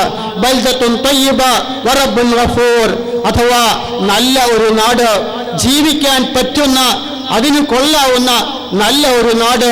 വറബ്ബുൻ ഗഫൂർ, അതേപോലെ തന്നെ നിങ്ങളുടെ പാപങ്ങളെല്ലാം പൊറുക്കുന്ന നിങ്ങളുടെ നാഥൻ. ഇതിലപ്പുറത്ത് നിങ്ങൾക്ക് എന്താണ് വേണ്ടത് എന്നാണ് ഖുർആനിന്റെ ചോദ്യം. അഥവാ ഒരു നല്ല സാമൂഹിക അന്തരീക്ഷം ഉണ്ടാവുക എന്ന് പറയുന്നത് വലിയൊരു അനുഗ്രഹമായിട്ടാണ് ഖുർആൻ എടുത്തു പറഞ്ഞിട്ടുള്ളത്. ഇബ്രാഹിം അലൈഹിസ്സലാമിന്റെ പ്രാർത്ഥന അറിയില്ലേ നമുക്ക്? ഇബ്രാഹിം അലൈഹിസ്സലാം പ്രാർത്ഥിച്ചത് റബ്ബി ജ്അൽ ഹാദാ ബലദൻ ആമിന വർസുഖ്ഹു ലഹു മിനസ് സമറാത്ത് എന്നായിരുന്നു. എൻ്റെ നാഥ, ഈ രാജ്യത്തെ നീ നിർഭയത്വമുള്ള, സുരക്ഷിതത്വമുള്ള, മനുഷ്യന് ഭയപ്പാടില്ലാതെ ജീവിക്കാൻ കഴിയുന്ന ഒരു രാജ്യമാക്കി തീർക്കണമേ എന്നാണ് ഇബ്രാഹിം അലൈഹിസ്സലാമിന്റെ പ്രാർത്ഥന. വർസുഖ്ഹു ലഹു മിനസ് സമറാത്ത്, അതേപോലെ തന്നെ ഈ നാട്ടുകാർക്ക് നീ ജീവിതത്തിന്റെ വിഭവങ്ങൾ നൽകണമേ എന്നുമായിരുന്നു ഇബ്രാഹിം അലൈഹിസ്സലാമിന്റെ പ്രാർത്ഥന. അഥവാ സുഭിക്ഷതയുള്ള, സുരക്ഷിതത്വമുള്ള ഒരു രാജ്യത്തിനു വേണ്ടിയാണ്, ഒരു നാടിനു വേണ്ടിയാണ് ഇബ്രാഹിം അലൈഹിസ്സലാം പ്രാർത്ഥിച്ചിട്ടുള്ളത് എന്ന് പറഞ്ഞാൽ ഒരു പ്രവാചകന്റെ ഹൃദയാന്തരാളങ്ങളിൽ നിന്ന് വരുന്ന പ്രാർത്ഥന തന്നെ നല്ല രാജ്യത്തിനും സുരക്ഷിതമായ സമൂഹത്തിനും വേണ്ടിയാണ് എന്ന് പറയുമ്പോൾ, ഇങ്ങനെ രാജ്യം അത്തരത്തിലുള്ള നന്മകളില്ലാതെ തകർക്കപ്പെടുമ്പോൾ തീർച്ചയായും അവിടെ രാജ്യത്തെ പുനർനിർമ്മിക്കുവാനുള്ള, സമൂഹത്തെ പുനർനിർമ്മിക്കുവാനുള്ള, സമാധാനാന്തരീക്ഷമുള്ള ഒരു സാഹചര്യം ഉണ്ടാക്കിയെടുക്കുവാനുള്ള പ്രവർത്തനങ്ങളിൽ പങ്കാളികളാവുക മാത്രമല്ല, ആ പ്രവർത്തനങ്ങൾക്ക് ആകാവുന്നത്ര നേതൃത്വം നൽകാനുള്ള ചുമതലയും മുസ്ലിം സമുദായത്തിനുണ്ട് എന്നാണ് ഞാൻ സൂചിപ്പിച്ചിരിക്കുന്നത്.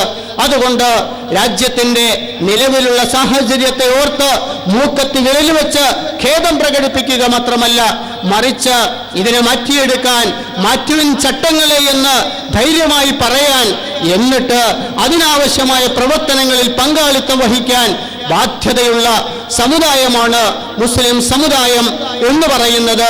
നമുക്ക് മനസ്സിലാക്കേണ്ടതുണ്ട്, നമ്മളുടേത് ചെറിയ ബാധ്യതയല്ല. ഒരു മുസ്ലിം എന്നുള്ള നിലയിൽ നമ്മൾ നിർവഹിക്കേണ്ടുന്നത് ചെറിയ കാര്യമല്ല, വലിയ കാര്യമാണ്. വിശുദ്ധ ഖുർആൻ മുസ്ലിം സമുദായത്തിന് ദീനിന്റെ ഇഖാമത്ത് നിങ്ങളുടെ നിയമപരമായ ബാധ്യതയാണ് എന്ന് പറഞ്ഞപ്പോൾ 5 പ്രവാചകന്മാർ നിർവഹിച്ചതാണ് ആ ദൗത്യം എന്ന് വേറെ തന്നെ പറഞ്ഞിട്ടുണ്ട്. ശറഅ ലക്കും മിനദ്ദീനി മാ വസ്സാ ബിഹി നൂഹൻ വല്ലദീ ഔഹൈനാ ഇലൈക വമാ വസ്സൈനാ ബിഹി ഇബ്രാഹീമ വമൂസ വഈസ അൻ അഖീമുദ്ദീൻ വലാ തതഫറഖൂ ഫീഹി. നിങ്ങൾ ദീനിന്റെ ഇഖാമത്ത് നിർവഹിക്കണം, അത് ദീനിൽ നിങ്ങൾക്ക് നിയമപരമായ ബാധ്യതയാണ് എന്ന് പറഞ്ഞിട്ട് 5 പ്രവാചകന്മാരെ കുറിച്ച് പറഞ്ഞു. ആ 5 പ്രവാചകന്മാർ ചരിത്രത്തിൽ അറിയപ്പെടുന്നത് ഉലുൽ അസ്മി എന്നാണ്, അഥവാ നല്ല ആത്മബലമുള്ള ഇച്ഛാശക്തിയുള്ള ആളുകൾ എന്നാണ് അതിന്റെ അർത്ഥം. അങ്ങനെയുള്ള ആളുകൾ നിർവഹിച്ചിട്ടുള്ള ആ ദൗത്യമാണ്, ആ ചുമതലയാണ് നിങ്ങൾക്ക് നിർവഹിക്കാനുള്ളത് എന്നാണ് ഖുർആൻ മുസ്ലിം സമൂഹത്തോട്, വിശുദ്ധ ഖുർആനിന്റെ വാഹകരോട് തീർച്ചയായും പറഞ്ഞിട്ടുള്ളത് എന്ന് നമുക്ക് കാണാൻ കഴിയുന്നുണ്ട്. അങ്ങനെയെങ്കിൽ ആ ദൗത്യം നിർവഹിക്കാൻ തയ്യാറെടുക്കുകയാണ് നമ്മൾ വേണ്ടുന്നത്. തീർച്ചയായും നമുക്കറിയാം, ഇന്നത്തേതുപോലെയുള്ള ഇന്ത്യയെ പോലെയുള്ള ഒരു സാഹചര്യത്തിൽ നിന്നുകൊണ്ട് ആ ചുമതല ഏറ്റെടുക്കുക എന്ന് പറയുന്നത് തീർച്ചയായും ശ്രമകരമായ, അതേപോലെ തന്നെ ക്ഷമാപൂർവം കൈകാര്യം ചെയ്യേണ്ടുന്ന, ഇച്ഛാശക്തിയോടുകൂടി മുമ്പോട്ട് പോകേണ്ടുന്ന കാര്യമായിട്ട് തന്നെയാണ് നമുക്ക് മനസ്സിലാക്കാൻ സാധിക്കുന്നത്. ജമാഅത്തെ ഇസ്ലാമി രൂപീകരിക്കുന്നതിന് കുറച്ചു മുമ്പ് സയ്യിദ് അബുൽ അഅല മൗദൂദി അദ്ദേഹത്തിന്റെ തർജുമാനുൽ ഖുർആൻ എന്ന് പറയുന്ന പത്രത്തിൽ ധാരാളം ലേഖനങ്ങൾ എഴുതിയിരുന്നു. ആ ലേഖനങ്ങളിൽ അദ്ദേഹം പരാമർശിച്ചിരുന്നത് ഒരു ഇസ്ലാമിക പ്രസ്ഥാനത്തിന്റെ ആവശ്യകതയെക്കുറിച്ചായിരുന്നു. 930കളിൽ എഴുതിയിട്ടുള്ള ആ ലേഖന പരമ്പര വായിച്ചിട്ടുള്ള ഒരാള് അന്ന് സയ്യിദ് മൗദൂദിയോട് ചോദിച്ചു, എന്തുകൊണ്ടാണ് താങ്കൾ ഇങ്ങനെ ഒരു പ്രസ്ഥാനത്തിന് രൂപം നൽകാത്തത്? ഒരു പ്രസ്ഥാനത്തിന്റെ ആവശ്യകതയെക്കുറിച്ച് താങ്കൾ പറഞ്ഞുകൊണ്ടിരിക്കുന്നു, എന്തുകൊണ്ടാണ് ആ പ്രസ്ഥാനത്തിന് താങ്കൾ രൂപം നൽകാത്തത് എന്ന് ചോദിച്ചപ്പോ സയ്യിദ് മൗദൂദി പറഞ്ഞു, ഞാൻ ധിക്കാരികളായ മനുഷ്യരെ കാത്തിരിക്കുകയാണ് എന്ന്. ഞാൻ ധിക്കാരികളായ മനുഷ്യരെ കാത്തിരിക്കുകയാണ്. എന്നിട്ട് അദ്ദേഹം പറഞ്ഞു, ഞാൻ കേവലം ഒരു പരിഷ്കരണവാദിയല്ല, മിനുക്കുപണികൾ കൊണ്ട് മതിയാക്കാൻ ഞാൻ ആഗ്രഹിക്കുന്നില്ല, മറിച്ച് ഞാൻ ഒരു പുനർനിർമ്മാണവാദിയാണ്. രാജ്യത്തിന്റെ അടിത്തറകളെ പുനർനിർമ്മിക്കാനാണ്, രാജ്യത്തിന്റെ എല്ലാറ്റിനെയും പുനർനിർമ്മിക്കാനാണ് ഞാൻ ആഗ്രഹിക്കുന്നത് എന്ന് അദ്ദേഹം പറഞ്ഞു. അതുകൊണ്ട് തന്നെയായിരിക്കണം അദ്ദേഹം വേറൊരു ഘട്ടത്തിൽ ആരുടേതാണ് ഈ ദീൻ എന്ന് പറയുന്നുണ്ട്. ആരുടേതാണ് ഈ ദീൻ? അദ്ദേഹം പറഞ്ഞു, ഇത് കാറ്റിൽ പറക്കുന്ന കൃമികീടങ്ങളുടേതല്ല, ആറ്റിലൊഴുകുന്ന ചപ്പുചവറുകളുടേതല്ല, ഒഴുക്കിനത്തിൽ നീന്തുന്ന പൊങ്ങുതടികളുടേതല്ല, അവസരത്തിനൊത്ത് നിറം മാറുന്ന അവസര സേവകരുടേതല്ല, മറിച്ച് ചരിത്രത്തിന്റെ ഗതി മാറ്റുവാൻ തീരുമാനമെടുത്തിട്ടുള്ള ധീരന്മാരുടെ ആദർശമാണിത് എന്ന് അദ്ദേഹം പറഞ്ഞു. എന്തുകൊണ്ടാണ് വിശുദ്ധ ഖുർആൻ ദീനിന്റെ ഇഖാമത്ത് അൻ അഖീമുദ്ദീൻ എന്ന് പറയുന്ന കാര്യം ചരിത്രത്തിലെ മഹാരഥന്മാരായ ഇച്ഛാശക്തിയും ആത്മബലവുമുള്ള ഉലുൽ അസ്മി എന്ന് പറയുന്ന പ്രവാചകന്മാർ നിർവഹിച്ച ദൗത്യമാണ് എന്ന് പ്രത്യേകിച്ച് എടുത്തു പറഞ്ഞത് എന്തുകൊണ്ടാണ് എന്നാലോചിച്ചാൽ ലളിതമായി നമുക്ക് മനസ്സിലാക്കാനാകും. അതിന് യോഗ്യതയുള്ള മനുഷ്യർക്കാണ് അതേറ്റെടുക്കാൻ സാധിക്കുക എന്ന്. അഥവാ ഇങ്ങനെ വെറുതെ ഒഴുക്കുവെള്ളത്തിലെ ചണ്ടി പോലെ ഒഴുകിപ്പോകുന്ന ഒരു സമൂഹത്തിന് അതേറ്റെടുക്കാനാവുകയില്ല. അതുകൊണ്ടാണ് ജമാഅത്തെ ഇസ്ലാമി അത് രൂപീകരിക്കപ്പെട്ടിട്ടുള്ള ആദ്യഘട്ടം മുതൽക്ക് തന്നെ മുസ്ലിം സമുദായത്തോട് ഈ ദൗത്യം ഏറ്റെടുക്കാൻ നിങ്ങൾ സന്നദ്ധമാകണമെന്ന് ആവർത്തിച്ച് അടിവരയിട്ട് നിരന്തരമായി പറഞ്ഞുകൊണ്ടിരുന്നിട്ടുള്ളത്. മുസ്ലിം സമുദായത്തിന്റെ മുമ്പിൽ ജമാഅത്തെ ഇസ്ലാമി വെച്ചിട്ടുള്ള ഏറ്റവും പ്രധാനപ്പെട്ട കാര്യം എന്ന് പറയുന്നത് ജീവിച്ചുകൊണ്ടിരിക്കുന്ന കാലഘട്ടത്തിലെ സകലമാന ജാഹിലിയ സിദ്ധാന്തങ്ങളെയും പുല്ലുപോലെ വലിച്ചെറിയാൻ സന്നദ്ധമാകണം എന്നാണ്. സയ്യിദ് മൗദൂദി മുസ്ലിം സമുദായത്തിന് നൽകിയിട്ടുള്ള ഏറ്റവും വലിയ ആത്മവിശ്വാസം അതായിരുന്നു എന്ന് നമുക്ക് മനസ്സിലാക്കാൻ സാധിക്കേണ്ടതുണ്ട്. ആ കാലഘട്ടത്തിൽ അഥവാ ജമാഅത്തെ ഇസ്ലാമി രൂപീകരിക്കപ്പെടുന്ന 940കളിൽ അതിനു മുമ്പുള്ള ആശയം രൂപപ്പെട്ടു വരുന്ന 930കൾ എന്നൊക്കെ പറയുന്നത് ഭൗതിക പ്രസ്ഥാനങ്ങൾ അപ്രതിരോധ്യമാണ് എന്ന് കരുതാവുന്ന വിധത്തിൽ വളർന്ന് വികാസം പ്രാപിക്കുന്ന കാലമായിരുന്നു. പല രാജ്യങ്ങളും ലോകത്തിലെ പല രാജ്യങ്ങളും അവർ ഭരിച്ചുകൊണ്ടിരിക്കുന്ന കാലമായിരുന്നു. കമ്മ്യൂണിസവും മുതലാളിത്തവും ഉൾപ്പെടെയുള്ള ഭൗതിക സിദ്ധാന്തങ്ങൾ, മനുഷ്യനിർമ്മിതമായ പ്രത്യയശാസ്ത്രങ്ങൾ ലോകത്തിന് നേതൃത്വം കൊടുക്കുന്ന അവർ വളർന്നുകൊണ്ടിരിക്കുന്ന ഒരു കാലമായിരുന്നു അത്. ആ കാലത്തിൽ നിന്നുകൊണ്ടാണ് യഥാർത്ഥത്തിൽ മൗലാന മൗദൂദി അന്ന് ഇസ്ലാമിനെ കുറിച്ച് സംസാരിച്ചിരുന്നത്. ധൈര്യമായി സംസാരിച്ചു അദ്ദേഹം. മതപണ്ഡിതന്മാരായ ആളുകൾ പോലും അന്നത്തെ കാലഘട്ടത്തിൽ ധൈര്യമായി ഇസ്ലാമിനെ കുറിച്ച് പറയാൻ സന്നദ്ധമായിരുന്നില്ലെന്ന് മാത്രമല്ല, മറിച്ച് മാപ്പുസാക്ഷിത്വപരമായ നിലപാട് സ്വീകരിച്ചുകൊണ്ടാണ് അവരന്ന് സംസാരിച്ചിരുന്നത്.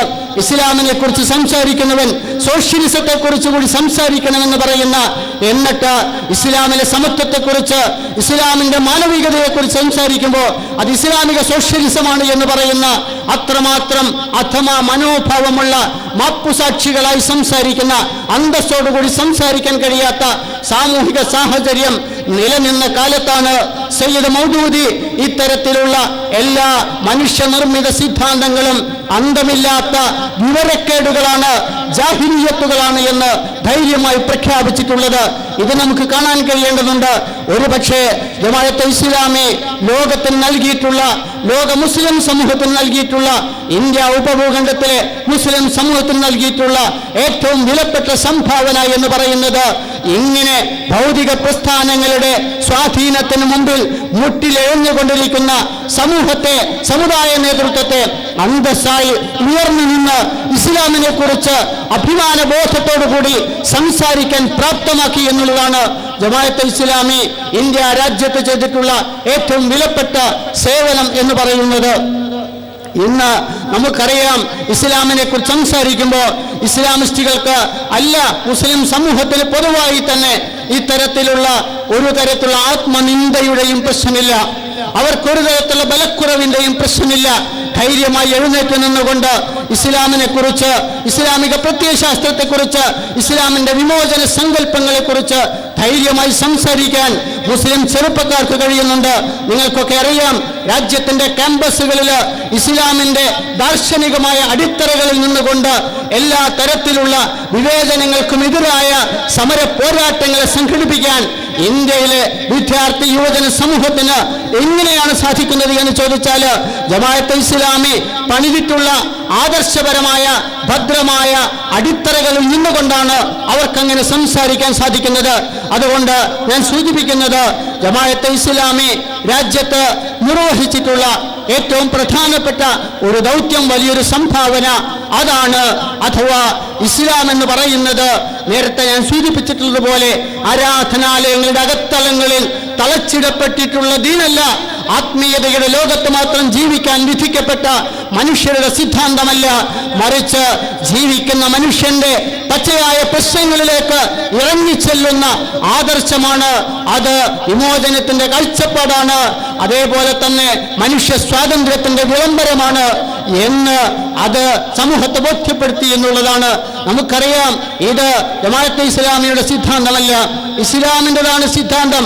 മനുഷ്യ വിമോചനം എന്ന് പറയുന്നത് മനുഷ്യന്റെ ജീവിതത്തിന്റെ എല്ലാ വശങ്ങളെയും ചേർത്തുകൊണ്ട് വിമോചനത്തെക്കുറിച്ച് സംസാരിക്കുക എന്ന് പറയുന്നത്, അഥവാ തൗഹീദിന്റെ അടിത്തറകളിൽ നിന്നുകൊണ്ട് തന്നെ, ആത്മീയതയുടെ ബലത്തിൽ നിന്നുകൊണ്ട് തന്നെ, ആരാധനാലയങ്ങളുടെ എല്ലാ വിശിഷ്ടതകളും അംഗീകരിച്ചു കൊടുത്തുകൊണ്ട് തന്നെ, അതിന്റെ എല്ലാ പ്രാധാന്യവും സ്വീകരിച്ചുകൊണ്ട് തന്നെ ആരാധനാലയങ്ങളുടെ അകത്തളങ്ങളിൽ നിന്ന് സാമൂഹിക ജീവിതത്തിന്റെ വിശാലതകളിലേക്ക് മതത്തെ കൈപിടിച്ചിറക്കിക്കൊണ്ടുവന്നു എന്നതാണ് ഇസ്ലാമിന്റെ ആദ്യ കാലഘട്ടത്തിൽ എന്താണോ ഇസ്ലാം ലോകത്തോട് സംസാരിച്ചിരിക്കുന്നത്, അതേ ഭാഷയിലും സ്വഭാവത്തിലും ലോകത്തോട് സംസാരിക്കാൻ സാധിച്ചു എന്നുള്ളതാണ്.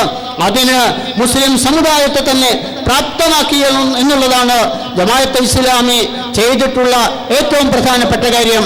അതുകൊണ്ട് മുസ്ലിം സമുദായത്തോട് ജമാഅത്തെ ഇസ്ലാമി പറഞ്ഞിട്ടുള്ളത്, ഇസ്ലാമിന്റെ പ്രബോധകരായി തീരുക, ഇസ്ലാമിന്റെ വക്താക്കളായിരിക്കുക, മനുഷ്യ സമൂഹത്തിന്റെ പുനർനിർമ്മാണത്തിന് വേണ്ടി ഇസ്ലാമിന്റെ അടിത്തറകളിൽ നിന്നുകൊണ്ട് പണിയെടുക്കാൻ ശ്രമിക്കുക. ആലസ്യത്തിൽ ഇങ്ങനെ ഉറഞ്ഞു നിൽക്കുകയല്ല, മടിക്കകത്ത് പുതഞ്ഞു കിടക്കുകയല്ല, മറിച്ച് ഈ എല്ലാ മൂടിപ്പുതച്ച പുതപ്പുകളും മാറ്റിയിട്ട് ജീവിതത്തിന്റെ വിശാലതകളിലേക്ക് ഇറങ്ങിത്തിരിച്ച് അങ്ങനെ സമരങ്ങളായി, പ്രവർത്തനങ്ങളായി, സേവനങ്ങളായി, പ്രബോധനങ്ങളായി സമൂഹത്തിനകത്ത് ജീവിക്കാൻ ശ്രമിക്കുക എന്നുള്ളതാണ് യഥാർത്ഥത്തിൽ ഇസ്ലാമിന്റെ ആഹ്വാനം. ആ ആഹ്വാനം ചെവിക്കൊള്ളണമെന്നാണ് ജമാഅത്തെ ഇസ്ലാമി രാജ്യത്തിലെ മുസ്ലിം സമൂഹത്തോട് പറഞ്ഞിട്ടുള്ളത്. അവിടെയാണ് അവർ ഇസ്ലാമിന്റെ സാക്ഷികളാകേണ്ടുന്നത്. അവിടെയാണ്. തീർച്ചയായും കുന്തും ഖൈറ ഉമ്മ ഉഖ്രിജത് ലിന്നാസ് തഅ്മുറൂന ബിൽ മഅറൂഫ് വതൻഹൗന അനിൽ മുൻകർ വതുഅ്മിനൂന ബില്ലാഹ്. നിങ്ങൾ അല്ലാഹുവിൽ വിശ്വസിക്കുന്ന, അതേപോലെ തന്നെ നന്മ കൽപ്പിക്കുന്ന, തിന്മ തടയുന്ന ഖൈറ ഉമ്മത്താണ്. ജനങ്ങൾക്ക് വേണ്ടി നിയോഗിക്കപ്പെട്ടിട്ടുള്ള ഖൈറ ഉമ്മത്താണ് നിങ്ങൾ എന്നാണ് വിശുദ്ധ ഖുർആൻ മുസ്ലിം സമൂഹത്തെക്കുറിച്ച് പറഞ്ഞിരിക്കുന്നത്. തീർച്ചയായും നന്മ ചെയ്യാതിരിക്കുന്നവരെന്ന് മാത്രമല്ല, നന്മ ചെയ്യുന്നവരെന്ന് മാത്രമല്ല, തിന്മ ചെയ്യാതിരിക്കുന്നവരെന്ന് മാത്രമല്ല, മറിച്ച് നന്മയ്ക്ക് വേണ്ടി ആഹ്വാനം നടത്തുന്ന, നന്മയുടെ പക്ഷത്തു നിന്ന് മുമ്പോട്ട് പോകുന്ന, തിന്മയ്ക്കെതിരായി നിലകൊള്ളുന്ന ആളുകൾ എന്നതുകൂടിയാണ്. സമൂഹത്തിനകത്ത് നീതി നിഷേധങ്ങൾ നടക്കുമ്പോൾ മുസ്ലിം സമൂഹം എന്തുകൊണ്ടാണ് ആ നീതിക്ക് വേണ്ടിയുള്ള പോരാട്ടങ്ങളിൽ പങ്കുചേരുന്നത്? അത് വെറും ഒരു സാമൂഹ്യ പ്രസ്ഥാനമായതുകൊണ്ടാണോ? അല്ല, ഇസ്ലാമിന്റെ അടിത്തറകളിൽ നിന്നുകൊണ്ടാണ്. വിശുദ്ധ ഖുർആൻ പറയുന്നത് നീതിക്ക് വേണ്ടി ശബ്ദമുയർത്തണമെന്നാണ്, നീതിയുടെ പക്ഷത്ത് നിൽക്കണമെന്നാണ്. ഖുർആൻ പറഞ്ഞു, സത്യവിശ്വാസികളെ, നിങ്ങൾ അള്ളാഹുവിന് വേണ്ടി നിൽക്കണം, നീതിക്ക് വേണ്ടി നിൽക്കണം, അള്ളാഹുവിന് സാക്ഷികളായി നിൽക്കണം. എന്നിട്ട് ഖുർആൻ പറഞ്ഞു, വലൗ അലാ അൻഫുസികും അവൽ വാലിദൈൻ വൽ അഖ്റബീൻ. ആ നീതിക്ക് വേണ്ടിയുള്ള നിങ്ങളുടെ ചെറുത്തുനിൽപ്പുകൾ അത് നിങ്ങൾക്ക് എതിരാണെങ്കിലും, നിങ്ങളുടെ സ്വന്തം താല്പര്യങ്ങൾക്കെതിരാണെങ്കിലും, നിങ്ങളുടെ മാതാപിതാക്കൾക്കെതിരാണെങ്കിലും, നിങ്ങളുടെ ബന്ധുജനങ്ങൾക്കെതിരാണെങ്കിലും നീതിക്ക് വേണ്ടി നിലനിൽക്കാൻ നിങ്ങൾക്ക് സാധിക്കണം എന്ന് ഖുർആൻ പറഞ്ഞു. നീതി നിഷേധിക്കപ്പെടുന്ന, നീതിക്ക് വേണ്ടിയുള്ള നിലവിളികൾ നിസ്സഹായമായി ഉയർന്നുകൊണ്ടിരിക്കുന്ന ഒരു രാജ്യത്തും ലോകത്തും ജീവിക്കുമ്പോൾ ഖുർആനിന്റെ ആഹ്വാനങ്ങളെ ഏറ്റെടുക്കാതെ ആരാധനയുടെ പ്രാധാന്യത്തെക്കുറിച്ച് മാത്രം സംസാരിച്ച് ആത്മീയതയുടെ ലോകത്ത് മാത്രം ജീവിച്ചു പോകാൻ എങ്ങനെയാണ് ഒരു സത്യവിശ്വാസിക്ക് സാധിക്കുക? ഇതാണ് തീർച്ചയായും നമ്മൾ മനസ്സിലാക്കേണ്ടുന്നത്. അതുകൊണ്ട് സാമൂഹിക പ്രാധാന്യമുള്ള, സാമൂഹിക ബോധമുള്ള, സാമൂഹിക പ്രശ്നങ്ങളിൽ ഇടപെടുന്ന ഒരു ദീനിനെ ഈ ലോകത്തിന് മുമ്പിൽ, രാജ്യത്തിന് മുമ്പിൽ, മുസ്ലിം സമുദായത്തിന് മുമ്പിൽ സമർപ്പിച്ചു എന്നതാണ് ജമാഅത്തെ ഇസ്ലാമിയുടെ ഏറ്റവും പ്രധാനപ്പെട്ട ഒരു സംഭാവന എന്ന് പറയുന്നത്. നേരത്തെ അധ്യക്ഷ പ്രസംഗത്തിൽ നസീമ ടീച്ചർ ഷഹീദ് ഹസനുൽ ബന്നയെ ഉദ്ധരിച്ചിരുന്നു. അഖീമു ദൗലത്തുൽ ഇസ്ലാമി ഫീ ഖുലൂബികും തകുൻ ദൗലത്തുൽ ഇസ്ലാമി ഫീ അർളികും. നിങ്ങളുടെ മനസ്സിലാണ്, നിങ്ങളുടെ ഹൃദയങ്ങളിലാണ്, നിങ്ങളുടെ ജീവിതത്തിലാണ് ഇസ്ലാമിന്റെ രാഷ്ട്രം പണിതുയർത്തേണ്ടുന്നത്. എങ്കിൽ നിങ്ങളുടെ ഭൂമിയിൽ ഇസ്ലാമിന്റെ രാഷ്ട്രം ഉണ്ടായിത്തീരും എന്ന് അദ്ദേഹം പറഞ്ഞിരുന്നു.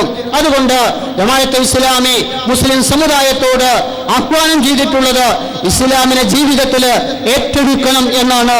ഇസ്ലാമിനെ ജീവിതത്തിൽ ഏറ്റെടുക്കണം, സ്വന്തം ജീവിതത്തിൽ ഇസ്ലാമിനെ ഏറ്റെടുക്കുകയും എന്നിട്ട് ലോകത്തിനു വേണ്ടി ഇസ്ലാമിന്റെ അടിത്തറകളിൽ നിന്നുകൊണ്ട് പോരാട്ടം നടത്തുക, പ്രവർത്തനങ്ങൾ നടത്തുക എന്നതുമാണ് ജമാഅത്തെ ഇസ്ലാമി ഈ രാജ്യത്ത് നിർവഹിച്ചു കൊണ്ടിരിക്കുന്നത്. ഒരു കാര്യം കൂടി പറഞ്ഞ് അവസാനിപ്പിക്കാം. അത് നമ്മുടെ രാജ്യത്തെ സംബന്ധിച്ചിടത്തോളം മുസ്ലിം സമൂഹം രാജ്യത്ത് മുസ്ലിങ്ങൾക്കെതിരായ ഗൂഢാലോചനകൾ നടക്കുന്നു എന്ന് നിരന്തരമായി പറയുകയല്ല വേണ്ടത്. മറിച്ച് മുസ്ലിം സമൂഹം ഇസ്ലാമിനെ ശരിയായ വിധത്തിൽ പ്രതിനിധീകരിച്ചുകൊണ്ട് സമൂഹത്തിനകത്ത് സാഹോദര്യത്തിന്റെ സന്ദേശങ്ങളെ പ്രചരിപ്പിക്കാൻ ശ്രമിക്കുകയാണ്. ഇസ്ലാമിന്റെ പ്രബോധന പ്രവർത്തനങ്ങളിലെ ഏറ്റവും പ്രധാനപ്പെട്ട കാര്യം, ഇസ്ലാമിനെ ജനങ്ങൾക്ക് പറഞ്ഞു കൊടുക്കുന്നിടത്ത് ഏറ്റവും പ്രധാനപ്പെട്ട കാര്യം അവർക്കത് മനസ്സിലാക്കാൻ കഴിയുന്ന മാനസികാവസ്ഥയിലേക്ക് സ്നേഹവും സാഹോദര്യവും സമാധാനവുമുള്ള മനസ്സുകളുള്ള ഒരു അന്തരീക്ഷത്തിലേക്ക് രാജ്യത്തെ കൊണ്ടുവരാൻ ശ്രമിക്കുക എന്നുള്ളതാണ്. പലപ്പോഴും തെറ്റിദ്ധാരണകളാണ് സമൂഹത്തിനകത്ത് ഇസ്ലാമിനെതിരായുള്ള പ്രചാരണങ്ങൾ ഏറ്റെടുക്കാൻ കാരണമായി തീരുന്നത്. അതുകൊണ്ട് അന്നാസു അഅദാഉമാ ജഹിലു എന്ന് പറയാറുണ്ട്. ജനങ്ങള് അവരറിയാത്തതിന്റെ ശത്രുക്കളാണ് എന്ന്. ഇന്ത്യ രാജ്യത്തിലെ മഹാഭൂരിപക്ഷം വരുന്ന ജനങ്ങൾക്ക് ഇസ്ലാം അറിയില്ല. അതുകൊണ്ട് അവർ ഇസ്ലാമിനെ കുറിച്ച് വ്യാപകമായ പ്രചാരണങ്ങൾ, തെറ്റായ പ്രചാരണങ്ങൾ നടക്കുമ്പോൾ പലതും ഉണ്ടെന്ന് വിശ്വസിച്ചു പോകുന്നു. അത് മാറ്റാൻ യഥാർത്ഥത്തിലുള്ള ഇസ്ലാം എന്താണ് എന്ന് രാജ്യത്തോട് പറയണം. മതത്തെക്കുറിച്ചുള്ള ഇസ്ലാമിനെ കുറിച്ചുള്ള ആശയപരമായ സംവാദങ്ങൾ ഉണ്ടാകണം. ജമാഅത്തെ ഇസ്ലാമി ഈ രാജ്യത്ത് നിർവഹിക്കുന്ന രണ്ടാമത്തെ വലിയൊരു ദൗത്യം അതാണ്. ആശയ സംവാദങ്ങൾ, ഇസ്ലാമിനെ കുറിച്ചുള്ള ആശയ സംവാദങ്ങൾ. അങ്ങനെ പ്രബോധന പ്രവർത്തനങ്ങളിൽ പങ്കാളികളായിക്കൊണ്ടും സ്വയം ജീവിതത്തെ ഇസ്ലാമികവൽക്കരിച്ചുകൊണ്ടും മുമ്പോട്ട് പോകുവാനാണ് ജമാഅത്തെ ഇസ്ലാമി ഇന്ത്യയിലെ മുസ്ലിം സമുദായത്തോട് ആവശ്യപ്പെട്ടുകൊണ്ടിരിക്കുന്നത്. ഇപ്പോൾ ഉയർത്തിയിട്ടുള്ള ഇസ്ലാം സന്തുലിതമാണ് എന്ന മുദ്രാവാക്യം പോലും ആ ഒരു കാഴ്ചപ്പാടിലൂടെയാണ് നമുക്ക് നോക്കിക്കാണാൻ സാധിക്കേണ്ടത്.